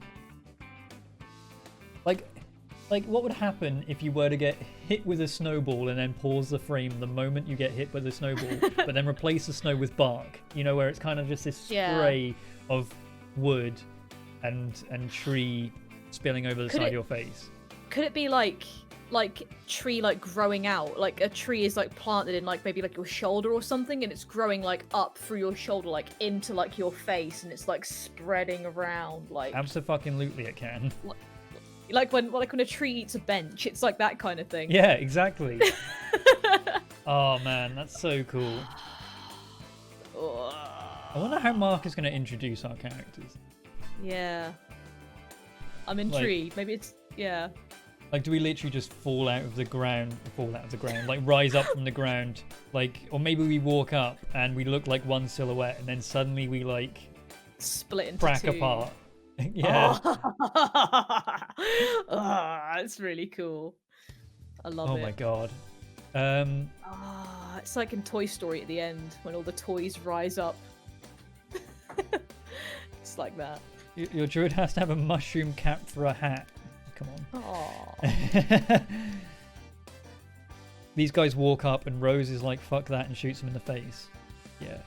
As one, then split. That's kind of cool. Remember, don't be... I know that we've gone through like 3.5 hours, sorry, of character making. So if a lot of these things don't come up or don't play out in the way that we've described them, don't be disappointed. Like, remember, this is like a behind the scenes look at us making the characters. Like, these characters don't exist yet. Pretend they don't exist. You don't know what they are yet. And the same with the characters that will meet them. Yeah, don't spoil stuff for the other players. They might, I mean, they might see it or they might find out about it anyway. But like, either way, be prepared that things will be different to this than what we've created here. I think what I'm going to do is do these spells separately. Mark already has a very good idea about our characters as it is. So I think he's already preparing to introduce us in some way. And yeah, by Thursday comes around, we're going to be circus halflings demanding money from STRAHD. He owes us money. He owes us money. We're going back to that. Yeah. All of this was just a ruse. We're not the Mire. We're not this totally unique concept. That I would challenge anyone to say that they've done it before us. I challenge you. That's a challenge. Not really a threat. It's just a challenge. But oh yeah, favorite enemy. Oh yeah, favorite enemy. Yeah. Well, I think favorite enemy is basically. Oh wait, there's two different types of favorite enemy. I think favorite enemy that Rose uses is different to what Reynard had. There's favored foe. Right. Well. Vampires. Undead. Yeah. It makes sense. Like. They don't go to the Mire. I still want that shirt. STRAHD owes me money. I do too. I might go on Spreadshirt and make it. Yeah. Vidgrip. Hi. Great to be here. Great to have you. Thank you for resubbing. Thank you. Wait, Ninja Cookie. Hey, I heard you like Mire, so I put some Mire on your Mire so you can Mire while they Mire. Thank you. They could admire the Mire. Admire the Mire. Mire. Hey, what you doing? I'm just miring. Mire in the Mire. Just miring. Sorry. How do I join the Discord? Is there a link or do I mail in an application via Royal Mail? You mail it directly to me and I have to go through a very strict approval process, including a talent competition. So be prepared for showing your strongest talent. Negligent Money resubbed. Woo, Mushroom Bug Boys, girls, fungi. We're fun guys. And guys. Team Rocket also just subbed for the very first time. Welcome, Team Rocket. Team Rocket. Prepare for trouble. Blasting off again. Make it double. Hey, anyway, Amazing. It's now 11:30. I think we've now reached the end of these characters. I think we all have a very strong idea of what these are. Yeah. What they're meant to be, what they will end up being come Thursday. Yeah. And I hope that you enjoyed the very chill stream, this one. It's not as high energy as normal, I admit, but man, what a fucking cool character we got here. Oh, I'm so excited. I can't wait. This is so good.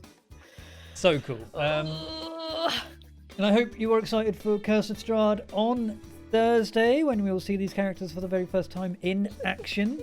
Ree, what's your voice out of interest? I don't know. Do I go for like creepy child, like Maya, or do I go for like a gurgling, like I am the Maya? Okay, kind of just like fair warning about the gurgle. gurgle. This is a campaign, True. and we're doing it weekly for 3 hours. Yeah, I should have learnt my lesson from the. I've Batman learnt my voice. lesson from Xeros.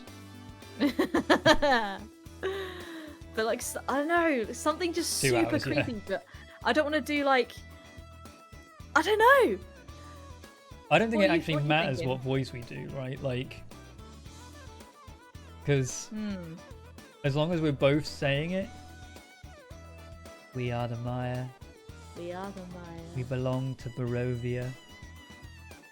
Or totally emotionless, just like, yeah. We are Maya. We are one. Join us. Return yourself to us. Join the Mire. Become one with we, the Mire. We are the Maya. Are you just Myron? Just Myron. Just Myron. Tom do an impression of Ree do an impression of Tom. Do, do, do, do, do. That's my impression of Ree. Anytime she rolls a dice, do, do, do, do, do.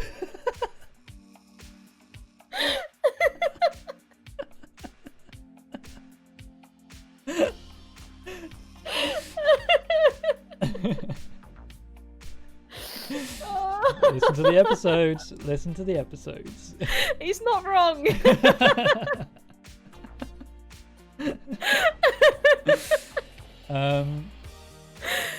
Also, what the podcast fuck? listeners. What the fuck? That's What the another impression fuck? of Ree. What the fuck? Oh, come on.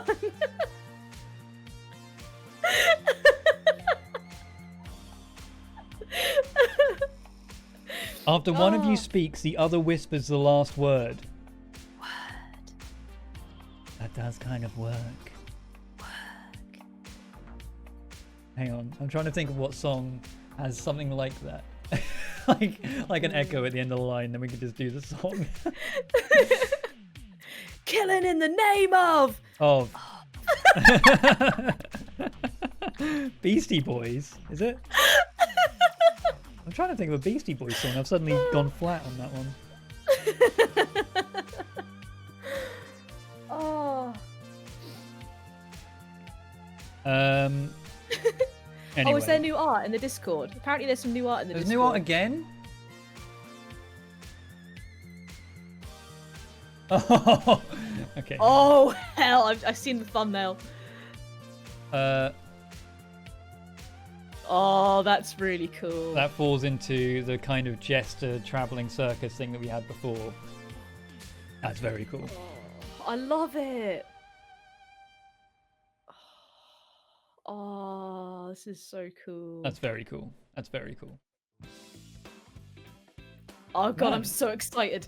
I'm so excited for Thursday. So glad all the fan artists are coming out and showing their love of the Maya. The Maya. The Maya.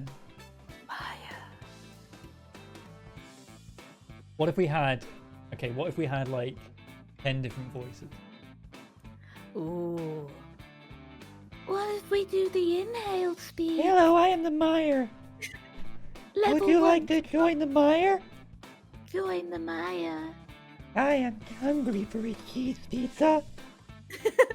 Would you like a cheese pizza? Hello, Strahd. Hello, Strahd. It is me. You owe me money, Strahd. Where's my money? Where is it, Strahd? Where is my money, bitch? Law and Order. Dun, dun. Maybe your vocal cords are crickets. Oh. man. Tom starts looking at costumes again. Weirder ads for next time. Yeah. Yeah, I don't think my dragon mask is going to cut it. Or the cat mask. I'm definitely buying that cat mask. Maya. Maya.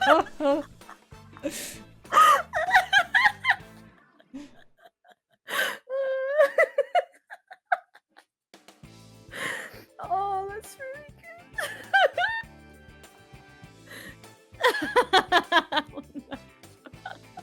good. Well, I just got a message from Mark saying that I leaked the campaign link earlier. So I am going to head off. That's been Chaos Twins. We've got like I said, a very strong idea of what these characters are. We'll see them on Thursday. So thank you very much. A bit different this stream to normal Chaos Twins, I know, but it's a January in 2021. After all that's happened, give us a fucking break. But I really enjoyed it. Really been a long time since we hung out. Fucking love it every single time. Yeah, it's always a good time every time. Every Tim. Yeah. Every Tim. Lick if you cree every Tim. Like if you cry every time. I want to see those likes go up on the YouTube VOD. You better be liking them. Like and subscribe. Ding that Like bell. and subscribe. Do our poll that Spiffing Brit does as well. Gain like 1 billion subscribers from that, apparently. That's a thing. Maybe we should do that. I don't know. Maybe we should. I don't know. I'm not gonna. It'll probably be patched by the time we get around to it. Yeah. And then we actually gain subscribers for good content instead. Oh shit. I'm kidding. Spiff stuff is great. I love his stuff. So we've got Rabs on the list. We've now got Spiff on the list. Who else do we want? Who else are we fighting? Oh my god. This isn't good content. This isn't good content. If you're going to clip it, then title it out of context. Anyway, thank you everyone. Thank you very much for Chaos Twins. We'll be back at some point. We'll be back on Thursday at the very least.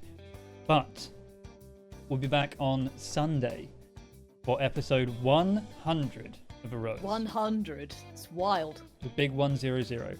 And we're also getting very close to a point in the campaign where it will be very easy to jump into the story too. Because the meeting that's coming up is going to be a big recap moment, I believe, for the series as a whole. So if you know anyone that would like Heroes, or would like to watch more D&D, or doesn't want to watch 107 episodes of Heroes, or whatever, now's a good time to tell them the big restart is coming soon. Come on in. Come on down. At the very least, fuck it, watch STRAHD. Or alternatively, I don't know, watch something else like Critical Role or something. We got loads of one-shots. One-shots? Check out some one-shots. There's some cool stuff on there. Or watch the actual canonical version of the Heroes characters killing each other in The Sims. With the Chaos That's Twins. real. That's real. That's the ending real, of that Heroes. Yeah. Anyway, thank you very much, everyone. We will see you on Thursday at the earliest. Next Tuesday, maybe. We'll see. Love you. Thank you for the subs and donos and everything. Goodbye. Thank you very much. Goodbye. Goodbye everybody. Bye. Why'd your lights...